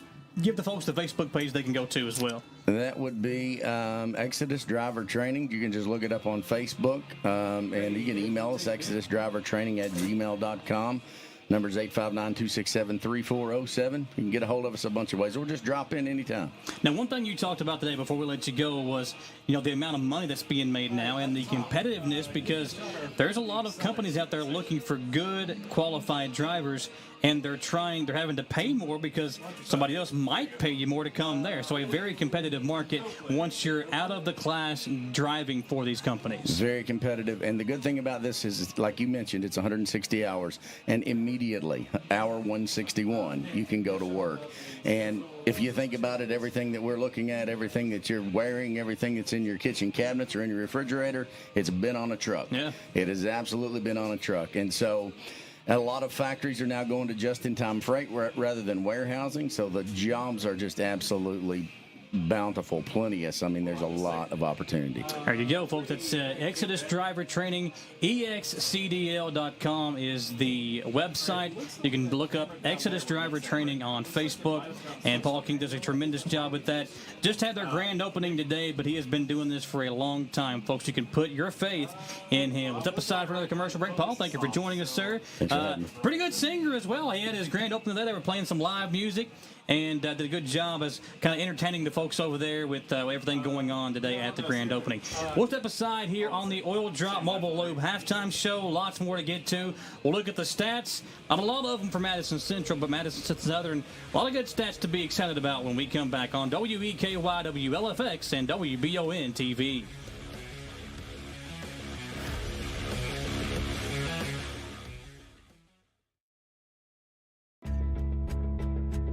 It's the common thread that ties us together, making life better for everyone. At CVNB, that means better banking, better accounts and lending, better experiences, better schools and better communities. Better. It's what ties us together. CVNB. Bank better.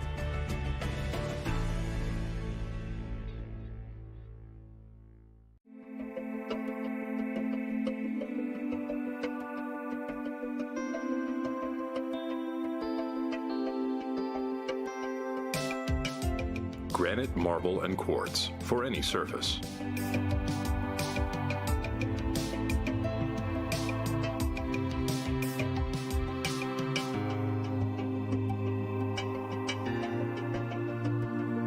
Make a lifetime commitment you won't regret. Support local and get your vehicle running at its peak performance with CT Diesel Performance off exit 97 in Richmond. Chris Thorne and his staff specialize in diesel performance and repair that will service any vehicle, big or small, with oil changes, brakes, tires, alignments, and more. Broke down and need a tow? Well, call CT Diesel at 859-699-8712. Like them on Facebook to enter a weekly drawing for a free oil change. CT Diesel Performance off exit 97 in Richmond.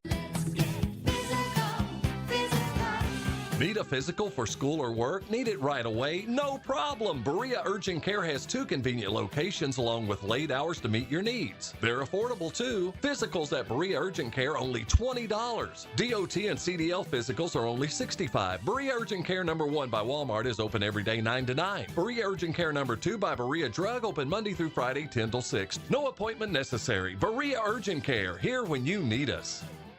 At Jones Family and Cosmetic Dentistry, we value our patient relationships, making it our priority to deliver the gentle, compassionate care that you deserve from a dentist. We offer patients single-visit restoration on crowns, bridges, inlays, onlays, and veneers with CERAC. Jones Family and Cosmetic Dentistry is equipped to handle all your dental needs, from implants, teeth whitening, root canal therapy, and more. For your next dental appointment and for more details on lip filler and Dysport specials, call Jones Family and Cosmetic Dentistry at 859-985-0201.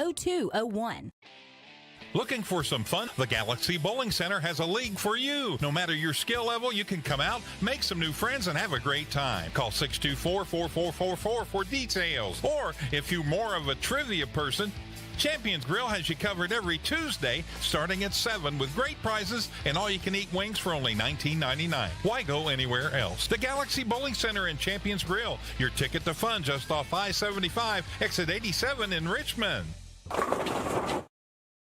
Back here on the Oil Drop Mobile Lube halftime show at Oil Drop Mobile Lube, they take the worry and stress out of a routine oil change by coming to you. Call them today and they'll come to your house, your job, or wherever you are to take care of your vehicle, like Oil Drop Mobile Lube LLC on Facebook for more information.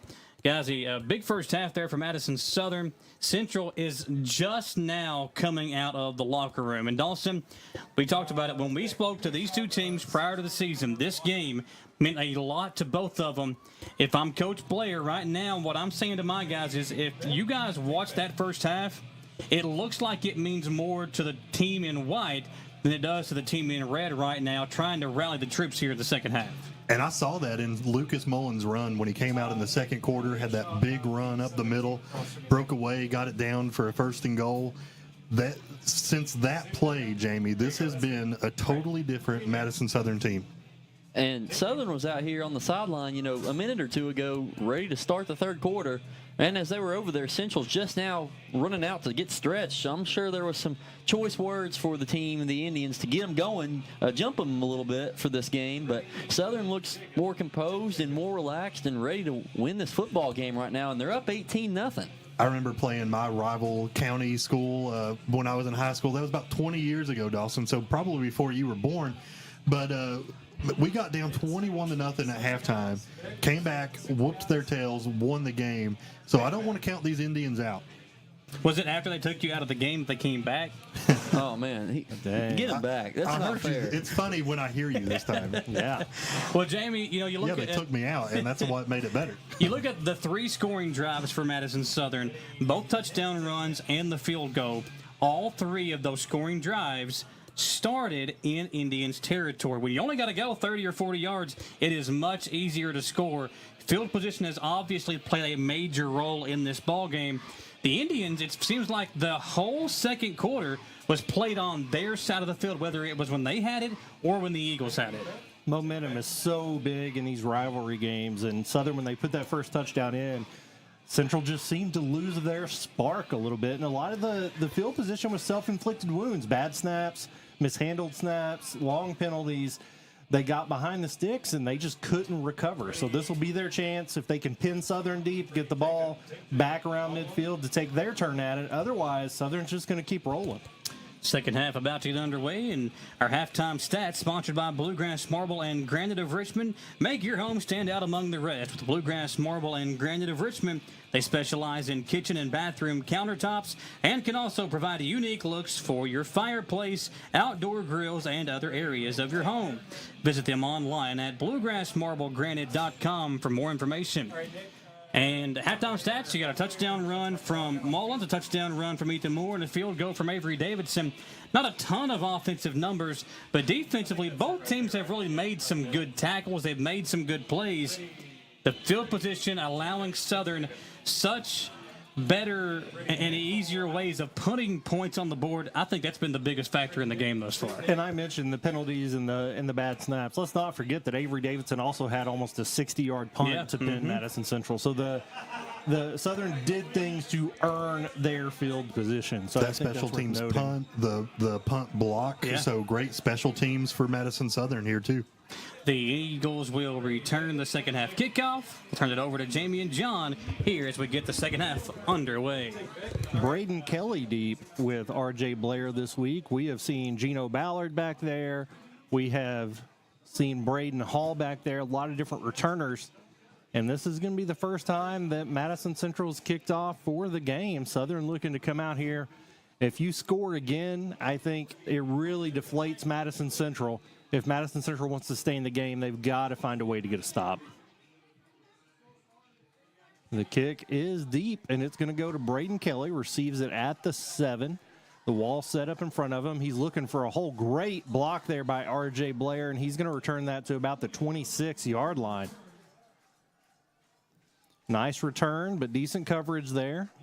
Their worst starting field position of the game so far. It is, but I'd like to see them be able to sustain a long drive, take some time off this clock, and end with points on the scoreboard. I think that'd be a great opening drive here for the Eagles, who need that momentum, not only for tonight, but really in general. Mullins and Whitehead, one on each side and more in the backfield, 2 receivers to the left. He's going to hand off to Mullins, and he's stuck in the backfield. Nobody touched. Big number 46 came in off the defensive line. That is Austin Tremblay. Nobody touched him. Got about a 5-yard loss there for Mullins, and that's going to bring up a 2nd and 15. So let's call that a 5-yard loss. Not the start that they wanted, but that's exactly what Central wanted to see happen. Correct me if I'm wrong, guys. We still have not seen a completed pass from Southern. No, we have not. Fake handoff there by Moore, and he's going to find a little room up the middle and get back to the line of scrimmage, bringing up a 3rd and 10. That's as far as he's going to get. It's tough to have 3rd and long in your own territory because you know the idea. We have to get forward, we want to pass, but a turnover here is crippling. So you have to be careful with the ball. That's why we see a lot of teams just run it up the middle, 3rd and long, when you're pinned deep in your own territory. Try to punt it away and let the defense go to work. But we'll see if they put it in the air here. We got Mullins in the pistol formation. Moore fakes the handoff, rolls out to his right. He's looking deep, throws it just over the head of Taven Rader for an incomplete pass. Going to bring up 4th and 10, and the punt team comes onto the field for Madison Southern. Opportunity here to shift field position for Central if they can get some heat on the punter or get a decent return here. Good defensive stand by the Indians to come out. Maybe the coach's pep talk helped a little bit. Certainly came out with some fire in their bellies. Davidson's going to kick it away back to Michael and Dawson. Indians need a good punt here, Dawson. From where it stands, they should get good field position, but if another bounce goes 20-plus yards, this could set the Indians back deep once again. And there's that bounce, yeah. Not as courteous of a bounce, but still puts Madison Central back at their own 32-yard line. Still around another 50-yard punt as Avery Davidson moving the field. That might be a fake out, but just be ready just in case. going to need to see a new look from Madison Central's offense here. You know, they tried a couple passes and they didn't work in the first half, but they may need to take some gambles here in the second half. With all the injuries, has there been over the first 3 games a change in scheme of any type? Or are they still trying to run the same plays and just work their talent in? Well, they haven't thrown the ball as much. And I mean, week 1, they threw it basically, I would say 75% of the time. Last week, maybe 60%. Today, it's been like 90% run. Yeah. First down and 10. Can we get some momentum on this side of the football? Wells will hand it off. DeBruce takes the carry, and he'll pick up maybe 3.5, 4 yards across the 30 up to the 30.5-yard line. Madison Central looking for something on this side of the ball, Dawson. They really, I think if they want a shot at coming back in this game, they've got to put some points on the board on this drive, because if you've got the ball for a 5-6 minute drive and you don't end up with any points, I mean, the third quarter's almost over and the game might be out of reach. I was just thinking the same thing. These Central drives have been taking a little while, and so far they've not gotten anywhere. So if you want to come back, like you said, you need to convert with points and not field goals. I'm talking touchdowns here. 2 receivers right, 1 left for Wells. There's a throw. There's a look to throw, and it's incomplete. He was hit as he dropped back to let it go by Eric Barnes, the senior lineman for Madison Southern. Not a ton of time there for Wells to let it fly. It's 3rd down and 7. Yeah, another 3rd down, and not long, but tough to convert for Central. And if you get a good block, you may be able to run for it. But they had the right idea with the pass there. But, man, Eric Barnes got in there in like a 1.5 seconds at most and disrupted that play. That just goes to show Southern's defense is stout. Need to get to the 43 for a first down. Morrison and Pritchard left. To the near side, number 18 is Radcliffe. Will throw again. Screen pass out to Morrison, and Cody tripped up. Great tackle out in space. A big stop by Zach Smith, who has made some nice defensive plays tonight for Madison Southern. And another 3 and out offensively for this Madison Central Indians football team. Not what you wanted to see if you're an Indians fan, as you try to breathe some life into the team out there. Just nothing going right for the red, white, and blue. Yeah, they had the right idea, and if the block had gotten there, that could have gone for a first down, but late block.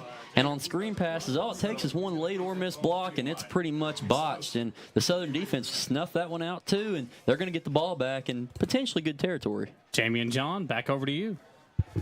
End over end punt there. It's going to be down around the 35. So both teams kind of trading that field position around the 30 to 35-yard line. Zach Smith there on that big stop. Had an interception last week against Tate's Creek. Been really productive from that cornerback position for Southern. That was a great shoestring tackle there to save the play. And like Dawson was saying, if a blocker would have come out from the line and got him some help there, he could have broke away and had a first down, but Zach Smith snuffed that one out. Braden Kelly, Stephen Whitehead in the backfield on either side of Moore. He takes the snap and hands off to Whitehead up the middle. He's going to get about 7 yards on the carry. Got about 5 yards before he was hit. Great job by that young offensive line, John. That's the kind of thing you need on first down. A big chunk play, picked up about 6 or 7 yards. That isn't going to open up the playbook if he can sustain good drives like that. Same personnel staying in the game. Got Braden Hall, R.J. Blair, and Avery Davidson at wideout. Handoff up the middle to Kelly, and he is taken out for a loss of 3. Offensive line just kind of a little porous on that play, allowed too many defenders in the backfield, move the ball backwards. Going to be 3rd and 5. From the 39-yard line, freshman Carson Herbst coming in the game for Madison Central. State wrestling champion, incredible athlete, coming in for this 3rd and 5 to help get a stop. Same formation for Southern. We're trying to get the defense to jump off sides. They don't. He's going to get the play. 4 on the play clock. We'll see if he can get the play off, and he does. Another handoff to Whitehead on a somewhat of a botched play, and he's only going to get about 2. They kind of ran into each other again. Southern has had that happen a handful of times, and it's really caused disruption in their game plan. Yeah, I've seen it a few times tonight where it's like Whitehead's trying to run and Moore's running in the same spot. They kind of meet, and then that's where they try to hand it off at. Punt team coming back on as we've got a punt off here in the second half. Neither offense doing very much. Trying to get the lead back on field position, and they'll be punting from the 41 this time. Davidson back. His number 19 counterpart back to receive. Back to Michael and Dawson. Morrison back to return. Let's see if he can get one here. Kind of a rugby-style punt from Davidson, and Morrison will call for the fair catch at the 30-yard line. Dawson, the good news is the Indians got it back. The bad news is the clock is going to continue to be an enemy here as we make our way midway now through the third quarter. They've got to speed up the tempo here. I mean, I understand the offensive coordinator wants to get in the right call, but, I mean, the right call hasn't been working tonight. At some point, you just got to start getting the ball up and down the field if you want to be competitive in this game. And if you don't, yeah, you might score once or twice, but the way Southern's played, they might score once or twice again, too, and it's going to be too much to come back from. Yeah, there are offsetting penalties on that play there, so we'll keep it at the 30. Central on the left, hash mark with Radcliffe and Pritchard to the near side, wide right.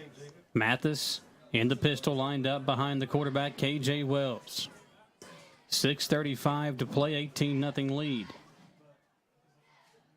Wells pitches it out. Mathis has got some room. It closed up quickly. Makes a man miss, but is tackled at around the 32-yard line. And a little pushing and shoving going on. No flag comes in yet.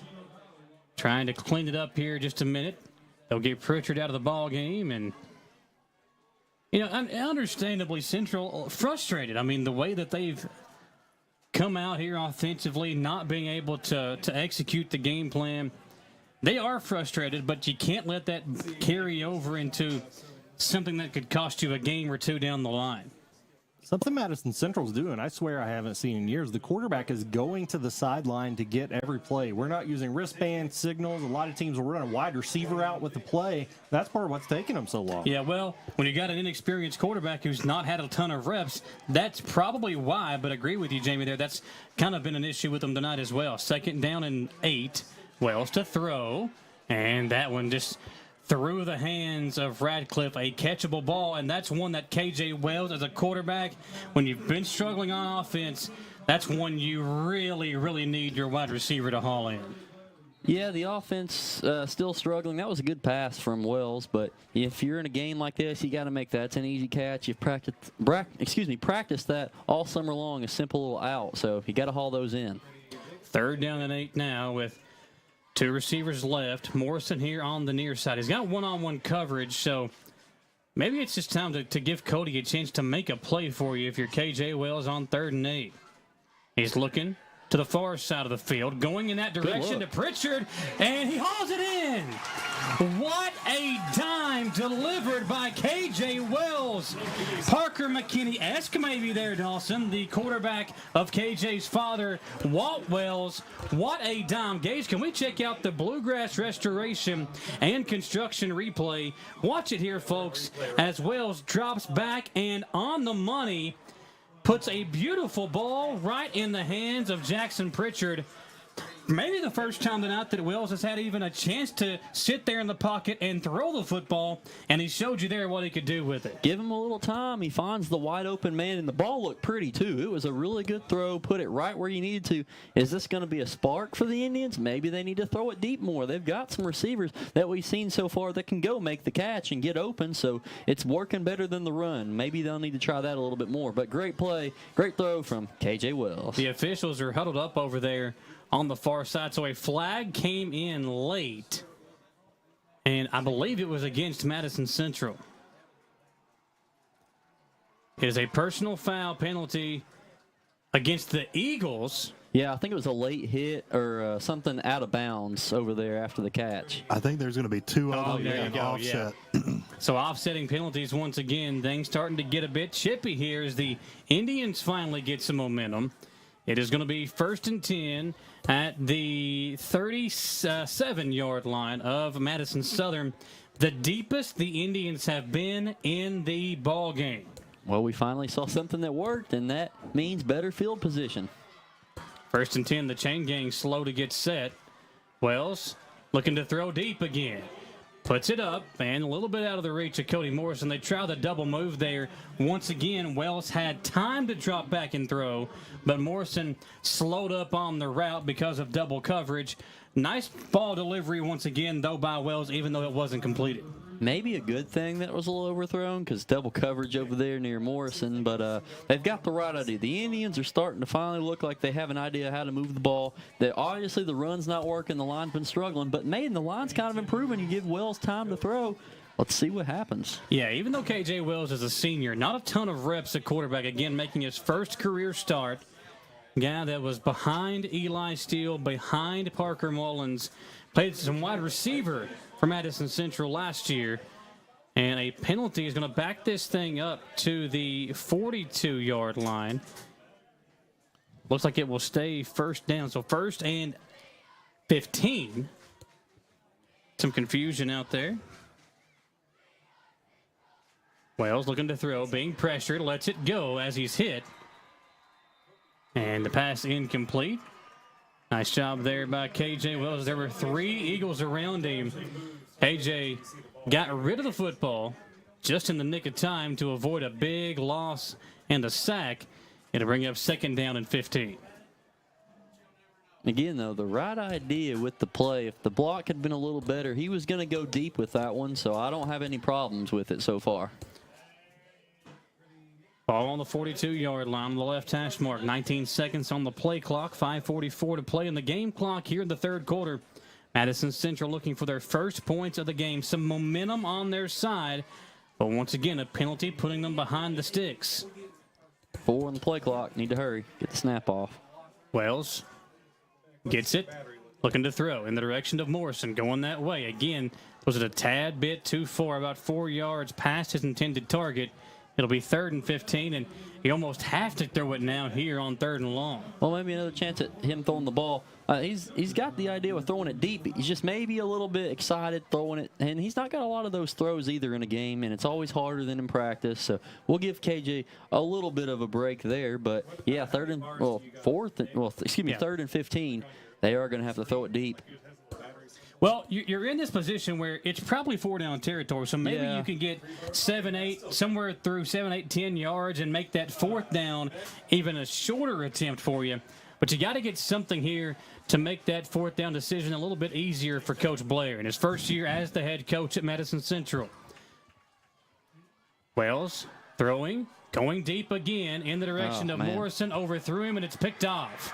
Morrison pushes down the defender, intercepted by number 10, Braden Hall, who's had a pretty good night defensively as well for Madison Southern. The turnover will give it back to the Eagles, and the best chance all night for Central to score ends up back in the hands of their in-county rival.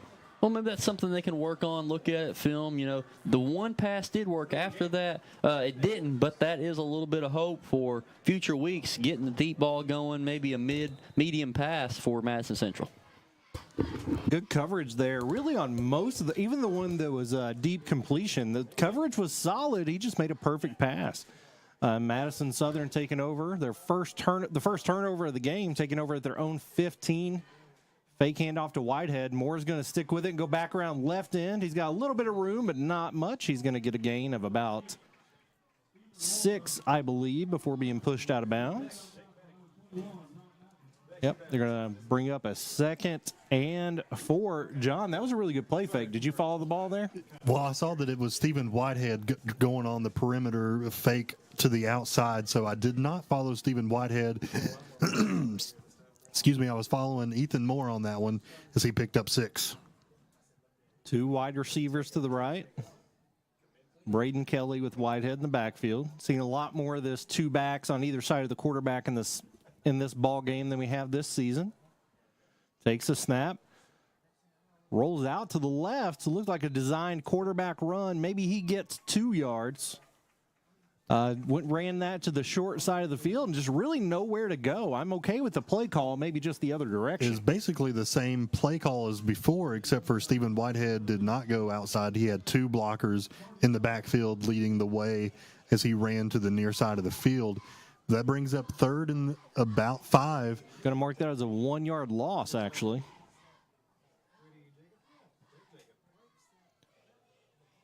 Now, Lucas Mullins in the pistol formation with Moore. He takes a snap, drops back, throws it over the middle, complete pass for a first down.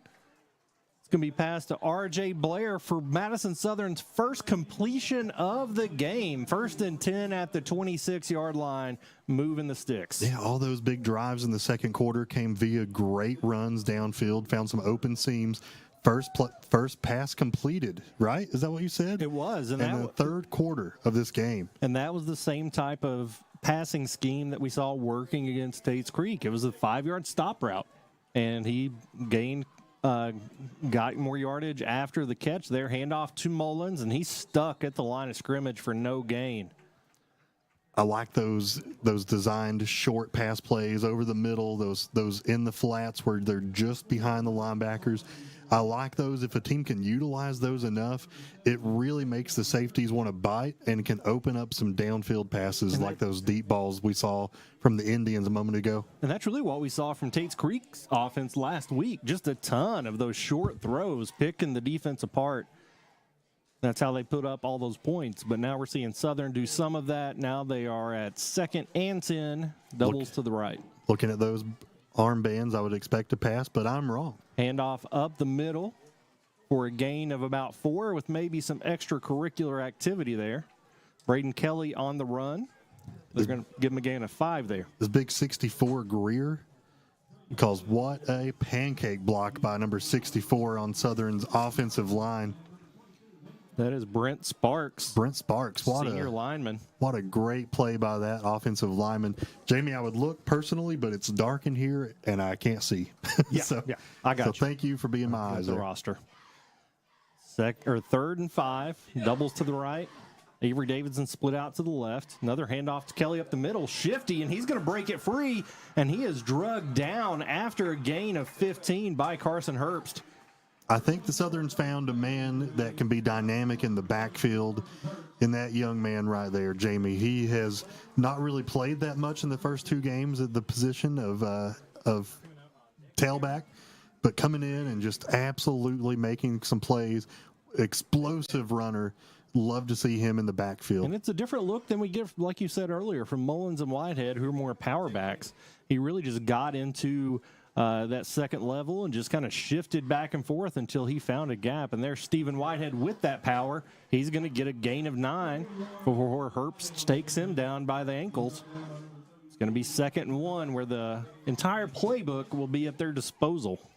Guys, Madison Southern last beat the Indians in 2020. They've defeated Madison Central 4 times in history, looking to make it 5 tonight and, 13 minutes and 40 seconds away from doing so. Yep, just a minute and a half left here in the third quarter. Whitehead in the pistol formation. Moore takes it and hands it off to him up the middle. He is hit at the line of scrimmage and taken down for no gain. Number 1, Leo Sotelo on the tackle. First one there, now 3rd and 1. They are at the Indians' 44-yard line. Taking some time off the clock, about to hit 1 minute in this third quarter. Zach Smith now in at wide receiver. Taven Rader at tight end. Thank you. Pistol formation. Moore takes the snap. Fake handoff to Mullins. Rolls out to his right. Throws the ball up, and it is going to be picked off. Not sure if it slipped out of his hands, but it was not an accurate throw.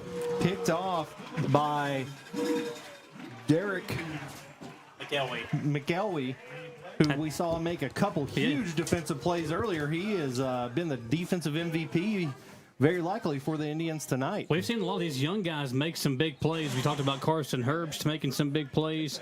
How about McElwee? The young guys coming up and stepping up for Madison Central Now they got to do it on this side of the field. They got to put some points on the board eventually to have a chance in this ball game. Hopefully here that can get another spark under the Indians, and we'll see what they do here on the offensive side. Madison Southern put up 15 points in the second quarter. No points scored in the first or third. Maybe the fourth quarter belongs to the Indians, Michael. Yeah, all 18 points that Southern has put up was scored in that one quarter. And again, it was field position playing a major part in that. Indians have it here at the 37-yard line to begin this drive.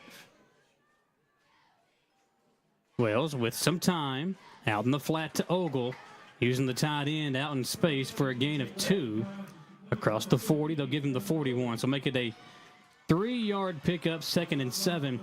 And that might be the final play of the third quarter. We'll see if the offense gets another playoff.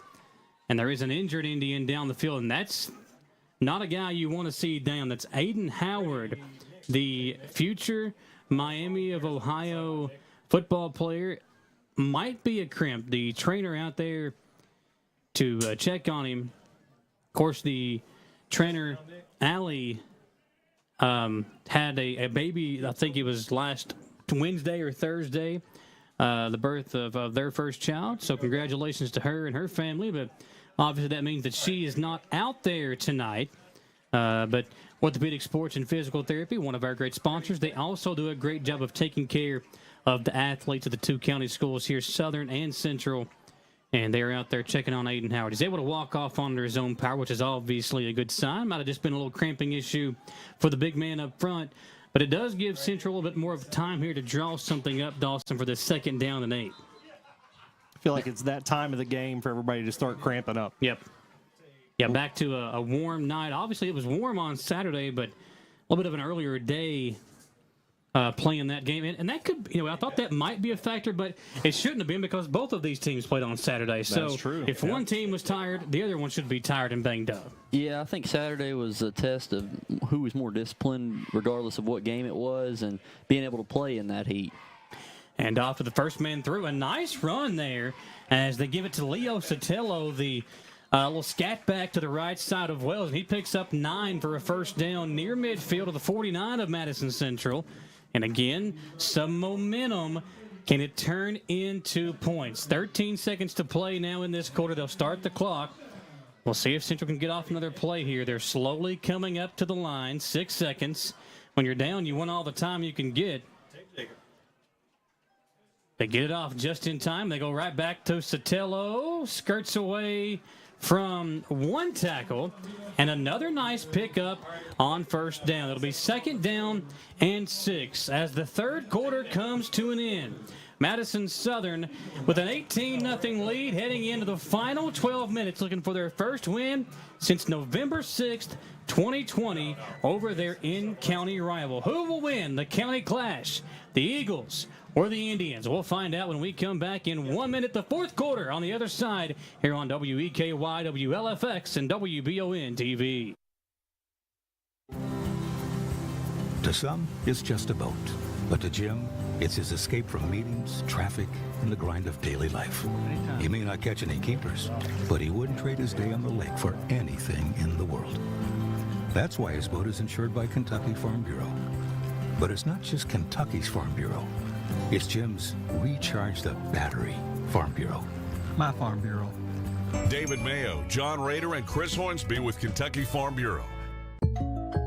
Hey, I didn't order any pizza. Jake from State Farm. After you saved me so much dough on insurance with that Parker promo, I devised a promo for you. Here's the deal, Parker. State Farm offers everyone surprisingly great rates. Right. Pepperoni pockets, cuckoo crusties. There's no promo, it's just great rates. And a side of ranch. When you want the real deal, call State Farm agent Jerry Goebel in Richmond today. Like a good neighbor, State Farm is there. Back to the action here, and once again, Central going the wrong way offensively. We'll see if we can get the replay here of what just happened when we were in the commercial break. Oh, scratch that. It was a good play. Sorry, I was going the wrong way. I was watching. Oh, there we go. It was a good run. The Southern games, Michael, we switch at the corner and start going the other direction. Yeah, Brian Mathis makes the nice run. I was looking at the wrong side, but a first down run for Mathis. So more momentum for the Indians. Thanks for keeping me. Y'all was just going to let me look bad on the air, man. Wells going deep and incomplete. That time KJ, I think, just trying to get rid of it as he was looking in the direction of Jalen Beard. The Indians have had a couple of different guys get open for KJ. They've had, 7 different guys run routes in this ballgame. So just showing you the kind of weaponry they have in the arsenal. But you got to give KJ time. When you've got an inexperienced player out there and some inexperienced guys out there taking reps on offense, a lot of things have to go right for it to look good. Second down and 10. Hand off, Mathis again. Another nice hole. Mathis kind of running downhill. Gains about 8, maybe 9 yards down to the 26-yard line. Well, hey, that offensive line's coming alive here in the fourth quarter, opening up some holes. And when you do that, Mathis is a good runner. And so is Leo when he comes in on offense. So maybe the Indians have found something. But it's not just in the run game. It's up front. DeBruce checks back in as Madison Southern wants to talk it over and take a timeout. 11 minutes to play in the fourth quarter. We will take a 1-minute commercial break and come back on WBON TV.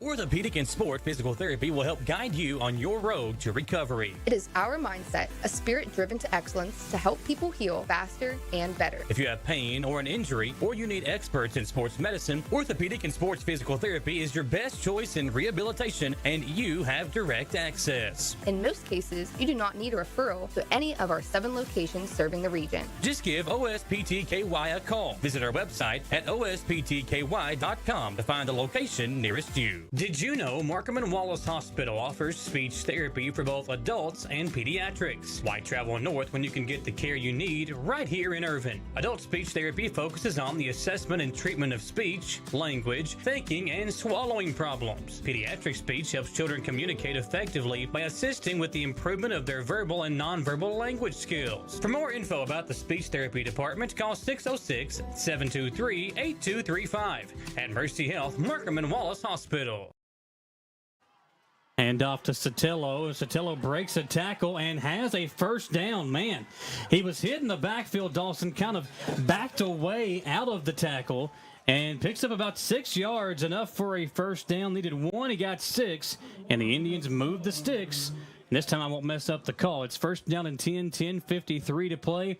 Momentum once again on the side of the home team. Got to finish this drive off with points. Well, so far they're looking like they will if they keep running it like this. But you got to look at the scoreboard, too, and be like, yeah, we got to score fast because we're down 18 points. But a touchdown here would help quite a bit. DeBruce with room on the sideline. Davion lowers his shoulder into Ethan Moore. Moore chirping a bit with the sophomore tailback.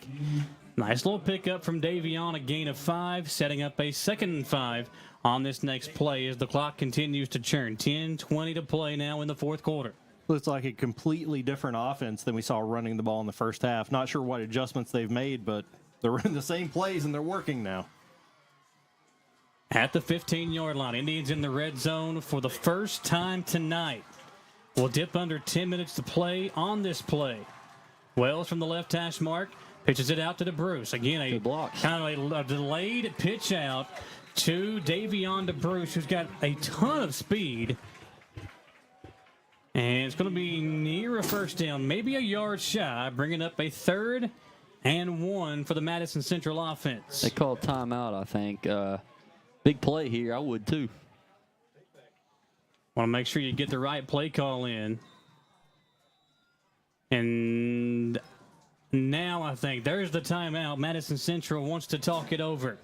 Indians down by 18, looking to strike for the first time tonight. We'll keep it right here and say thank you to all of our great sponsors. If you see some of these folks on the broadcast, be sure to tell them thank you for sponsoring our coverage of local sports here in Madison County. Lakes Funeral Home in Berea, Amco Transmissions, Kentucky Farm Bureau agents, Raider, Mayo, and Hornsby, Oil Drop Mobile Lube, Mr. Rooter, and Fayette Heating and Air, all those great sponsors helping us get you all the best action here in Madison County. Had the big soccer games this past Tuesday.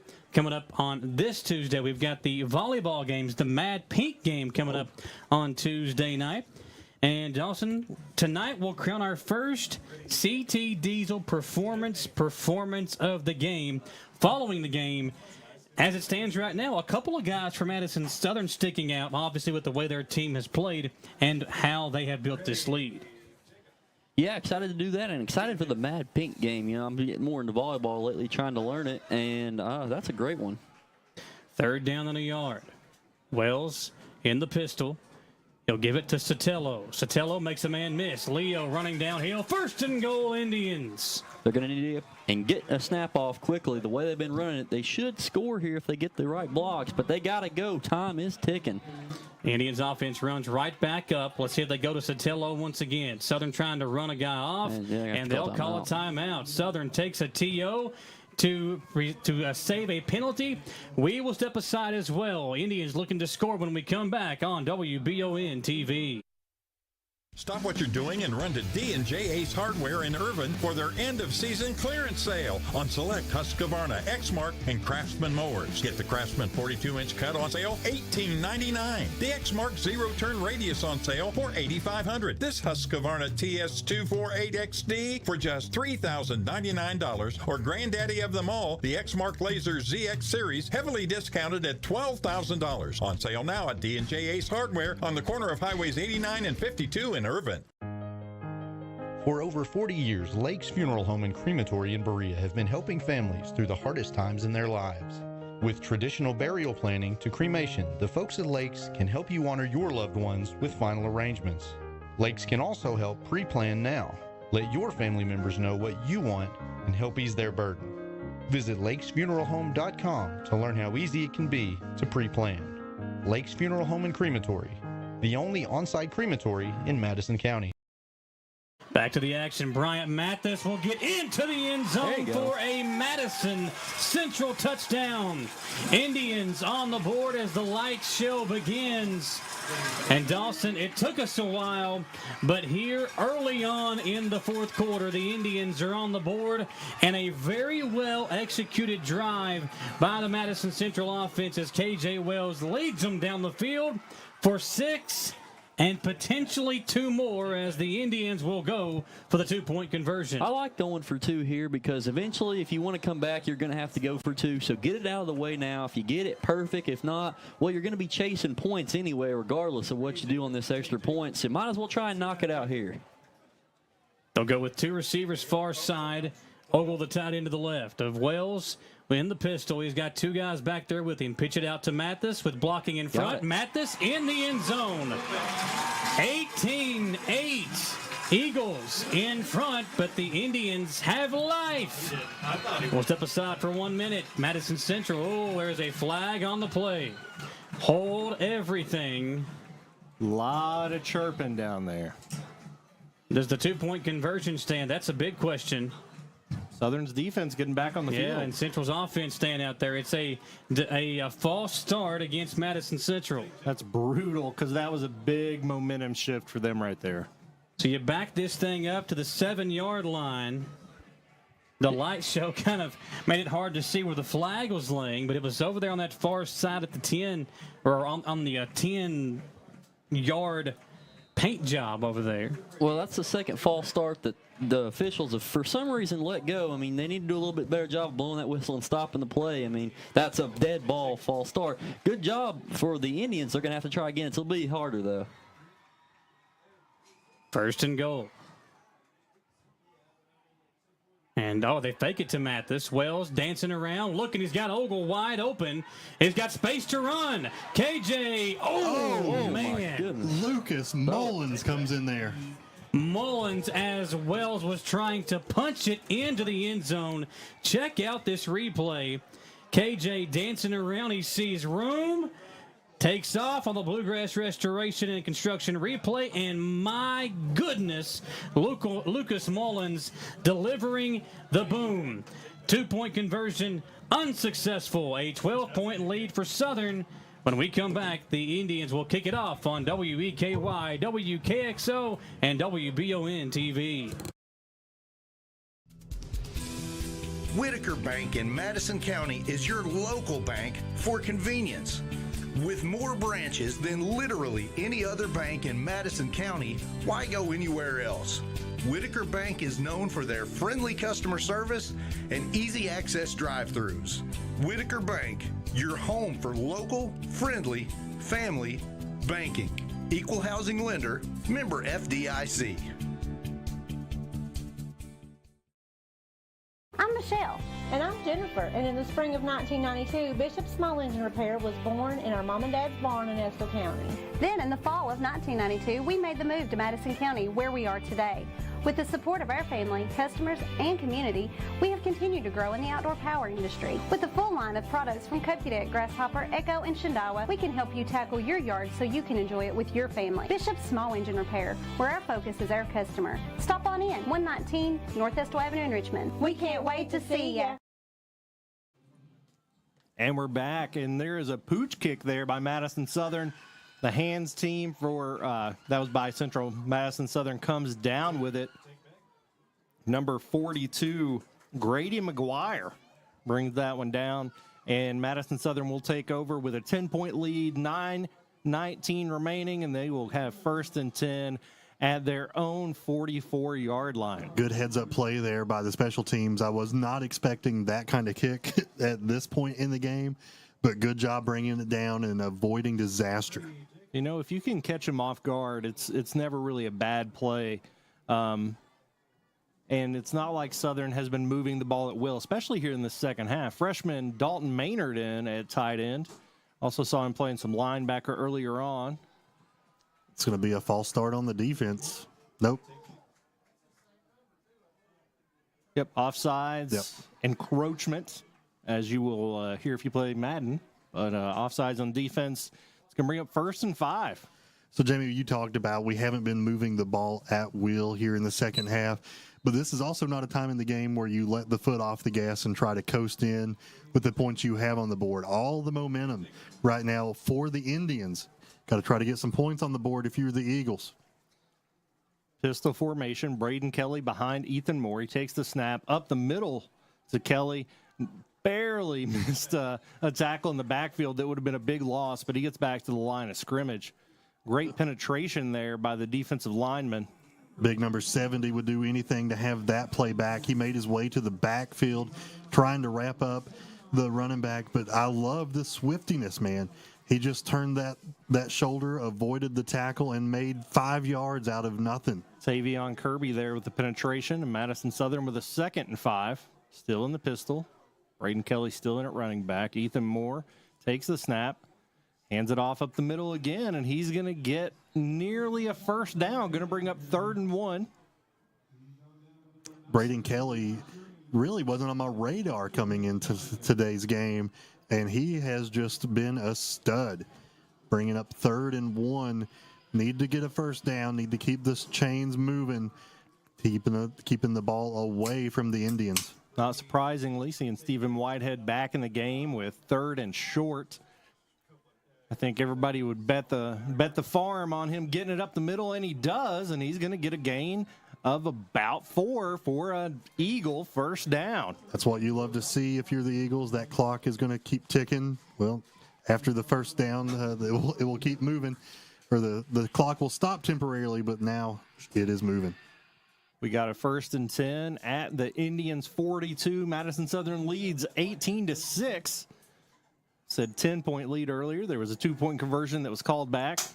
The hit of the game on that 2nd attempt, Big Lucas Mullins coming in there and blowing it up. Moore takes the snap, fakes the handoff to Whitehead, and he's going to go around right in, gets tripped up, gains his balance, and he's got more, goes out of bounds at around the 33, looks like just short. We'll see if they give it to him. Looks just short of a 1st down from here. So that'll bring up 2nd and about 2 feet. Jamie, I have a confession. I followed Stephen Whitehead on that play. That was a good fake by the quarterback to tuck the ball and keep it. Rolled out to the near side of the field, and Boy, it is close. Second and just a foot. Lucas Mullins now in the game. I could give you a more precise measurement if they would stop using sticks and chains in the year of our Lord 2023. You need to get off your high horse and drop it. Moore with the snap, hands off to Mullins up the middle. Gets a quick shift, and he's going to get a first down up to the 29. Mullins doing a great job with that stutter step and that shift to avoid getting tackled and keeping the ball moving. Eagles moving the chains here nicely, Jamie. This is what they needed to do. First down from the 30. We've got about 7 minutes, 14 seconds with the clock still ticking. Moving the sticks, running the clock. Not a big fan at all of if you're in a basketball game with a lead. I don't like taking the air out of the basketball. I like keeping your game plan. Football, different story in my opinion. If you can milk the clock, milk it. In basketball, things can happen super quickly. In football, they can too, but it takes a lot more things to go wrong in that scenario. Mullins again up the middle. He's going to be hit right at the line of scrimmage, maybe get back to it. No gain, still at the 29 for a 2nd and 10 as we get down to 6 minutes, 35 seconds. No gain on that play. Big number 70 that I mentioned earlier comes up with the stop, and he is a brick wall. Dude is a beast. Great tackle there on Mullins.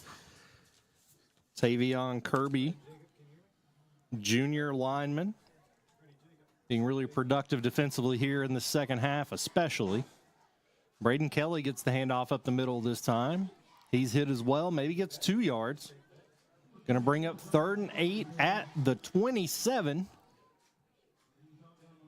For the last 2 plays, Jamie, Madison Southern was doing a great job moving the ball, not having to rely on the passing play.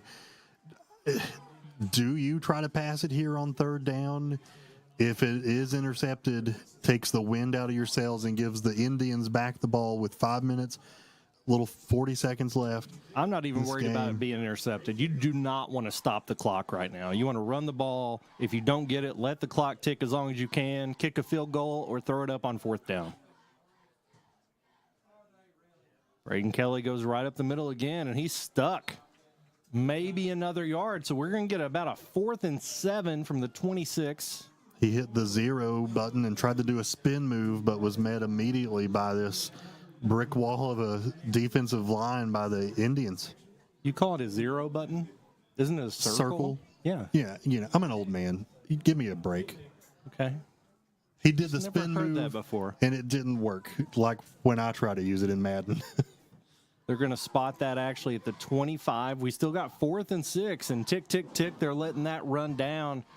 I can't imagine not going for it here. I think it may be just out of field goal range, but certainly not back far enough to punt. But they're going to let the play clock run all the way down and call a timeout before it expires. I don't think this is out of Avery Davidson's range. I think he could knock it over there in that second window of the school over there.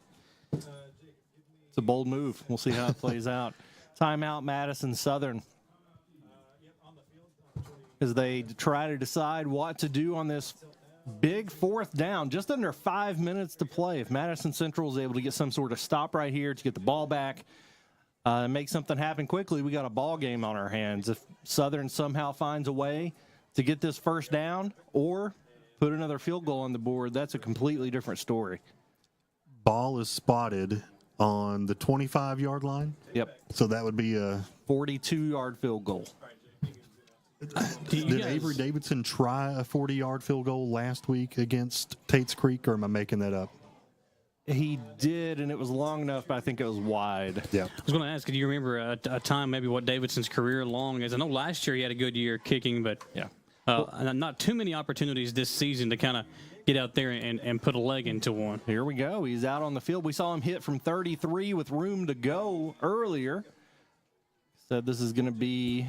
Ball is really right in the middle of the field. This is the perfect condition for Davidson. It's going to be about 41 yards now. So push the lead to 21-6. We'll see if he gets it. Here's the snap. Good hold. Shanked it. Wide left. Had the distance, but not the direction. Good job. I think it was Herbst that came off the edge on that right side, number 32. Yep. and he, not sure if he might have just caught the eye of Davidson, made him pull it just a little bit to that left side, and he hooked it, and the Indians have life. Not a lot of time left on the clock. KJ Wells is going to have to do something here with his arm. But at the moment, more momentum on the side of the Madison Central Indians, and the game is not quite yet over. Got to work the sidelines here. The out of bounds is your best friend because you only got a couple timeouts.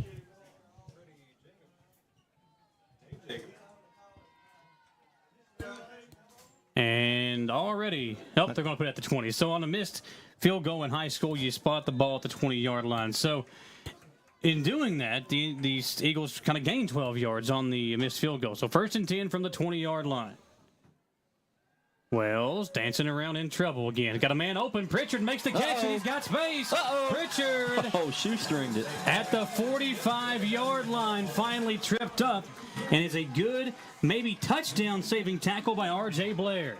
Well, they got a nice play there. He had to roll out and scramble a little bit for it, but finally the receiver was open. And, hey, maybe Central's cooking with something here, but only 4 minutes, 20 seconds to go. They need to hurry up still. Wells with 4 wide. Looking to throw. Pritchard again open, and just kind of short-armed it just a hair.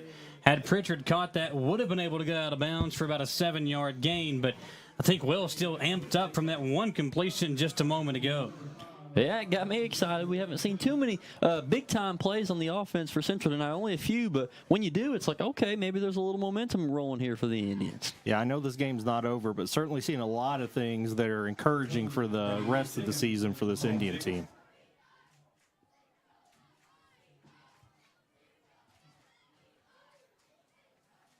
Second down and 10. Wells looking to throw again. He's going deep. He's got a man. Almost hauled in. Nice pass. Jalen Beard made a play on it, but good defense to knock that one loose. Tell you what, Wells put it to where only his guy could get it. Another nice pass. And I think if you're Madison Central and your coach William Blair, you got to be excited. Listen, Wells, it's not been a pretty game, but he has shown flashes that he can be a guy you can rely on to throw the football. Yeah, 2 back-to-back nice balls, spirals right on the dime. That one almost caught. So you got 2 plays here. Let's see what else they can do with the throw game. 3rd down and 10. Wells to throw again. Looking, rolling out right. Ogle open, defense comes in, and another, man, Lucas Mullins just pushed Wells down as if he owed him money or something on that. 4th down and 10 coming up, and a big hit by Lucas Mullins there. This linebacking core of Whitehead, Williams, and Mullins, you do not want to meet those guys in the dark alley. They are absolute brutes at the linebacker position. Indians want to talk it over. Game on the line. If they cannot convert, it might be a Madison Southern victory. But what a big game. I mean, this second half, much more competitive. It's been a much more fun, or a much funner second half, obviously. I guess funner's not a word. Much more fun second half to call. But I think we're seeing finally some confidence coming out of both of these two teams here tonight. The Eagles are a different team than I've seen the last 2 weeks. And like you said, this is a fun game. And really, if you think about last year, this game, the Central Indians, I felt like were a much better team than the Eagles last year. But the Eagles came out and made it a fun game, and the Indians are doing that here in the second half. So right here, if you're KJ Wells, you got to find somebody past the 1st down marker. I would be shocked if Southern doesn't bring a blitz here. I'd bring the Leo and try to smoke it out. Yeah, try to force this young, inexperienced quarterback to make a mistake. Another high snap, and that'll be your ball game. Indians have to fall on it. It doesn't matter. It's a fumble. And Madison Southern, no signal yet. Really, it would be field position would be the only difference.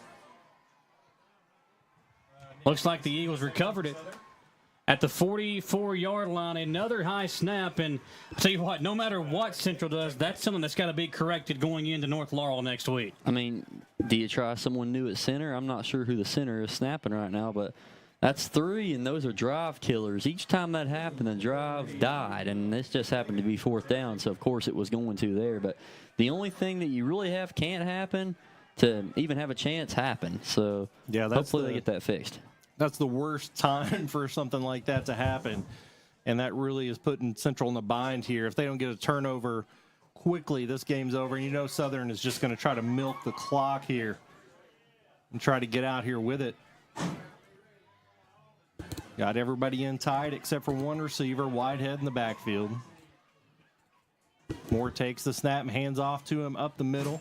He's going to drag him for a few yards, maybe get a gain of 2, but that's not what this is about. This is about running that clock. Central has 2 timeouts left. Southern has none, so they could stop the clock a couple times. I think they'll give it another play before they give that a shot, as Southern's going to let it click down on 2nd and 8. John, is there any reason to do anything other than give them the ball up the middle? Oh, no. No. I think, bring in – you have a good rotation going between Whiteheads, Mullins, and Kelly. Braden Kelly showing up tonight in a big way. Flag thrown. Going to be a false start on the offense as they're trying to let the clock tick down. I don't think they jumped to start the play. I think they just had a movement that was impermissible, and now we're going to be looking at Southern behind the stick, 2nd and 13. And that stops the clock with 3 minutes left.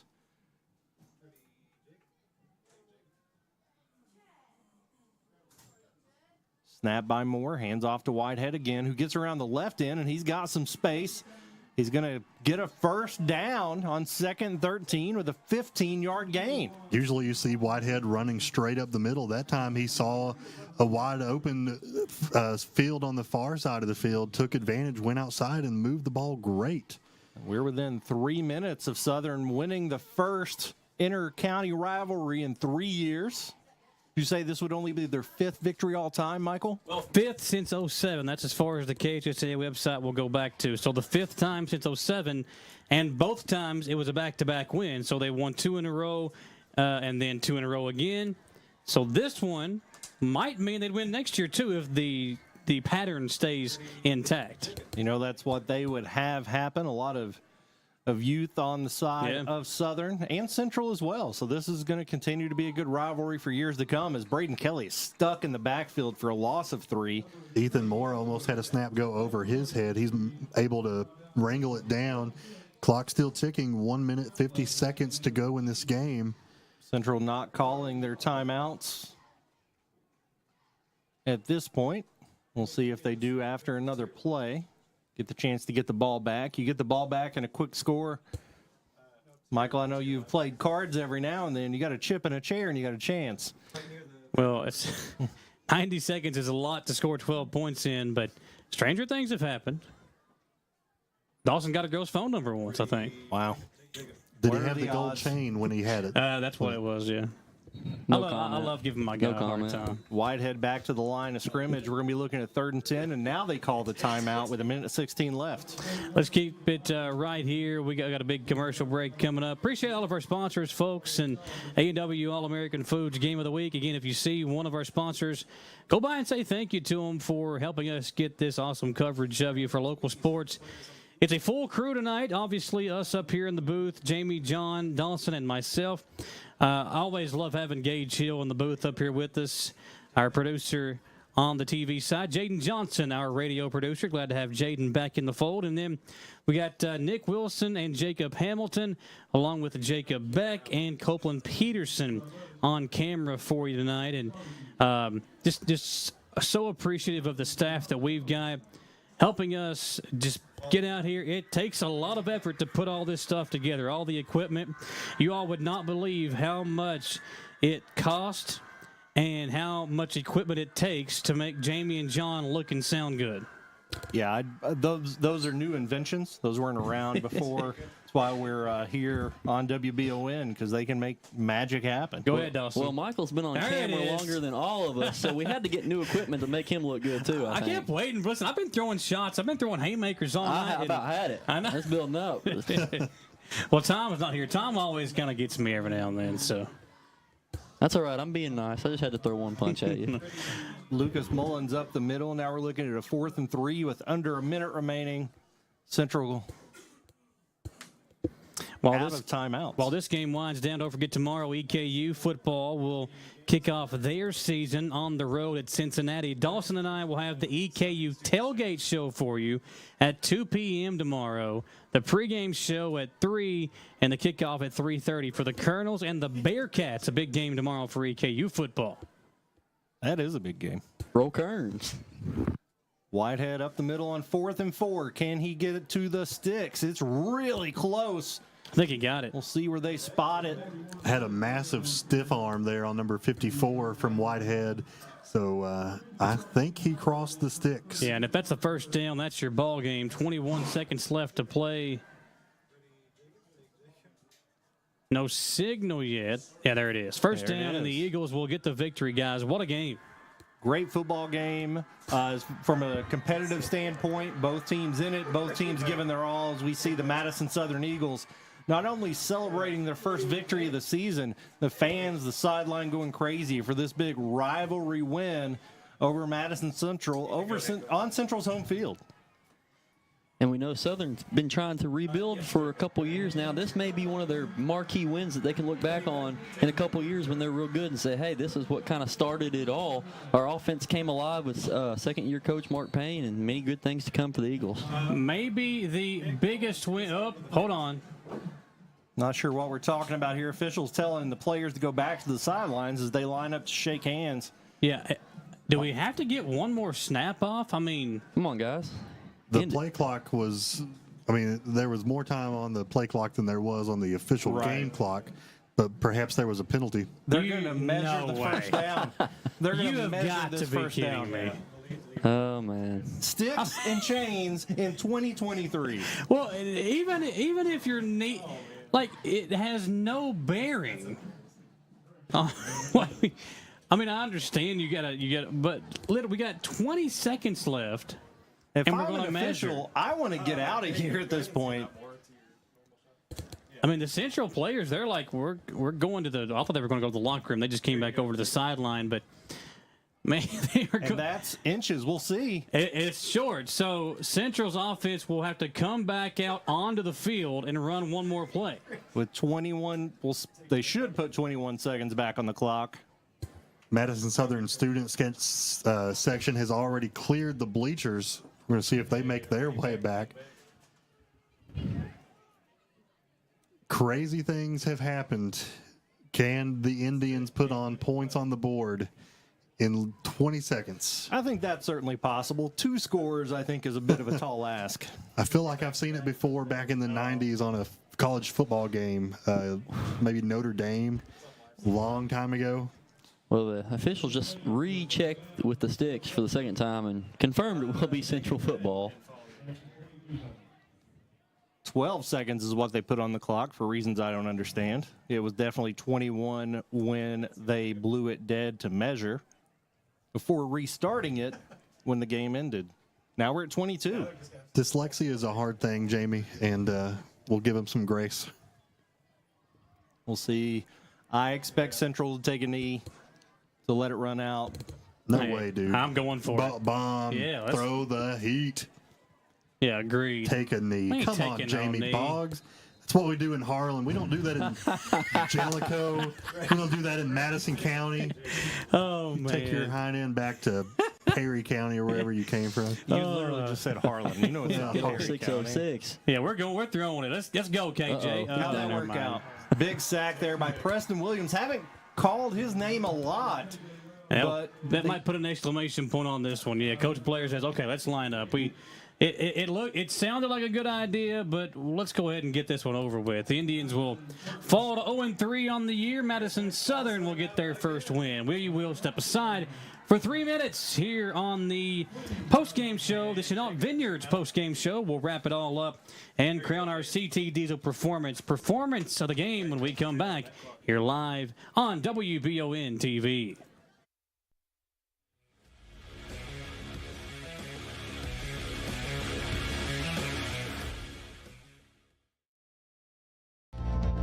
Hi there, I'm Alan Feldhouse Jr., head basketball coach at Madison Central High School. Here at MCHS, we have built a winning team. I'd like to tell you about another local winning team, family-owned and operated Bluegrass Restoration and Construction. They specialize in roofing, general construction, and home maintenance services. Just like on the court, you need a team that will work together to get the job done, and that's exactly what BRC does. Give them a call at 859-353-1133. Row Tribe. Whether you're looking for dependability in the game or on the road, Madison County is where you'll find it. Jack Burford Chevrolet in Richmond has the trucks you can depend on and a winning tradition just like our great local sports teams.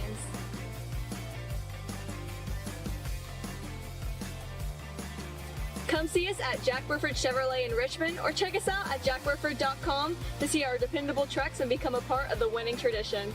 Since opening in 1972, Citizens Guarantee Bank has been there to help our customers enhance their lives and achieve their dreams. With 7 locations across Central and Eastern Kentucky today, we are celebrating 50 years of being there for the communities we call home. Citizens Guarantee Bank is now CG Bank. New name, same commitment to being there for our neighbors. CG Bank, we've been there for that.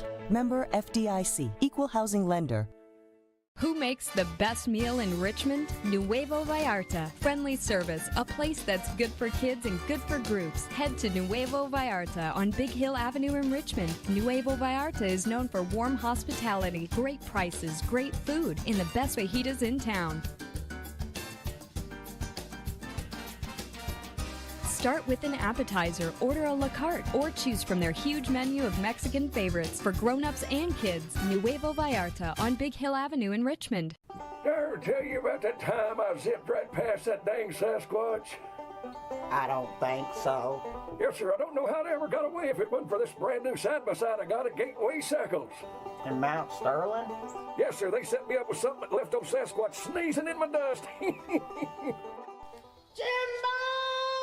Lord, I hear him coming back now. That ain't no Sasquatch. That's Mama.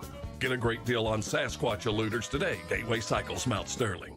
Trucking companies are looking for qualified licensed drivers. Get your CDL training at Exodus Driver Training located on Richmond Road, connected to Renfro's Collision in Berea. Take advantage of their flexible training schedule or get your license in just 4 weeks. Exodus Driver Training, out of staring at the same 4 walls, out of that factory job you can't stand. Your way out to an open road of opportunity. Financing available. Visit EX. Back here on WEKY and WBON TV, we got Michael Watkins, Dawson Rule, John Bailey, and Jamie Boggs, the JBs and the DR and the M-Dub up in the booth with you to wrap things up on the Chenault Vineyards post-game show. Folks, if you've not been to Chenault Vineyards, you're really missing out. They have become the go-to destination for families and friends to enjoy fun and entertainment in a relaxing atmosphere. See why so many people now spend their time at Chenault Vineyards by visiting ChenaultVineyards.com. As we wrap things up here, an exciting game. First half, Central did all the scoring. Second half, first half it was Madison Southern. Second half, Central gets themselves on the board. Not a ton to be excited about offensively, but I think some things that both of these two coaches can take and build on and kind of take some of the momentum into their road games next week. Yeah, I think Madison Southern, from my standpoint, looked like a completely different team this week than we saw in the first 2 weeks. And I think all of that was confidence. Maybe they drew up some different schematic plays. Offensively, we saw a lot more two-back sets in the shotgun, but I think it was confidence for them. Yeah, Lucas Mullen started that off on a spectacular drive to begin the second quarter. But shout out to the Indians keeping the Eagles off the scoreboard in the second half and really made this a fun game to watch. Yeah, and you talked about the quarterback play from both guys. Dawson, it wasn't pretty the whole game, but there were, again, flashes of stuff that these coaches can build upon as they go forward.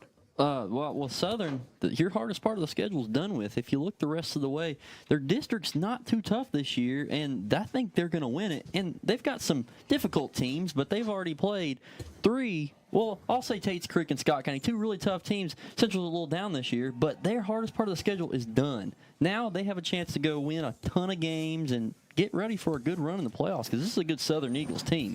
Guys, you mentioned Lucas Mullins. It's a good transition into our CT Diesel performance of the game.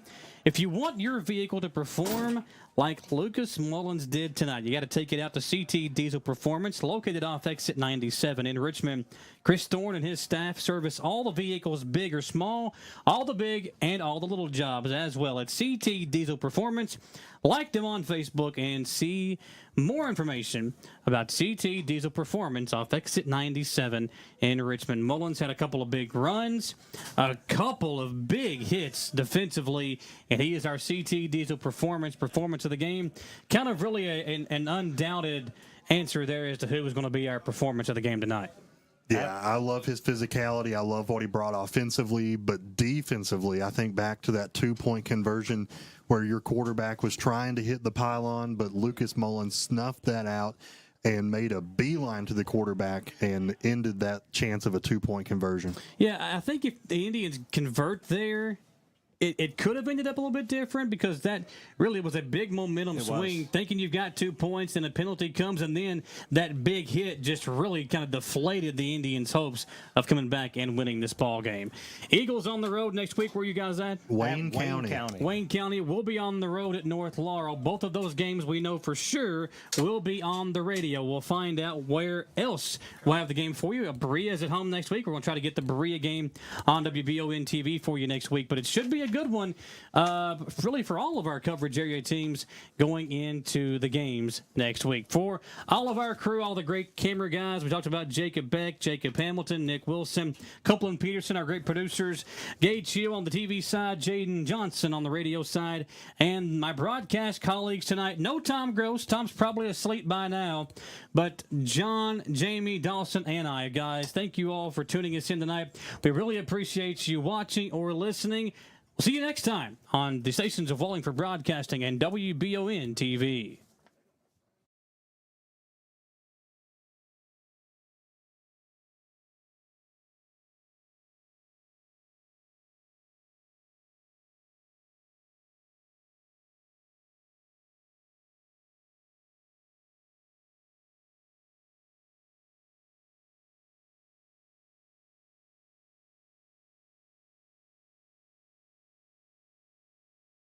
Did you know Markham and Wallace Hospital offers speech therapy for both adults and pediatrics? Why travel north when you can get the care you need right here in Irvin? Adult speech therapy focuses on the assessment and treatment of speech, language, thinking, and swallowing problems. Pediatric speech helps children communicate effectively by assisting with the improvement of their verbal and nonverbal language skills. For more info about the speech therapy department, call 606-723-8235 at Mercy Health, Markham and Wallace Hospital.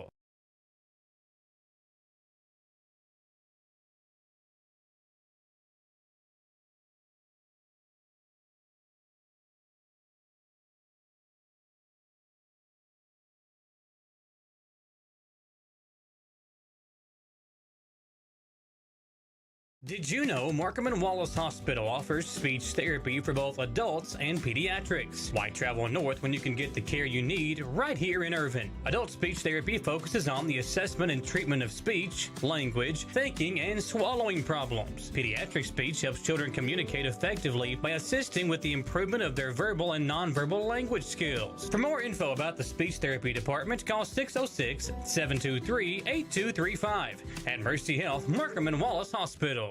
Stop what you're doing and run to D&J Ace Hardware in Irvin for their end-of-season clearance sale on select Husqvarna, Exmark, and Craftsman mowers. Get the Craftsman 42-inch cut on sale, $18.99. The Exmark zero-turn radius on sale for $8,500. This Husqvarna TS248XD for just $3,099. Or granddaddy of them all, the Exmark Laser ZX Series, heavily discounted at $12,000. On sale now at D&J Ace Hardware on the corner of Highways 89 and 52 in Irvin.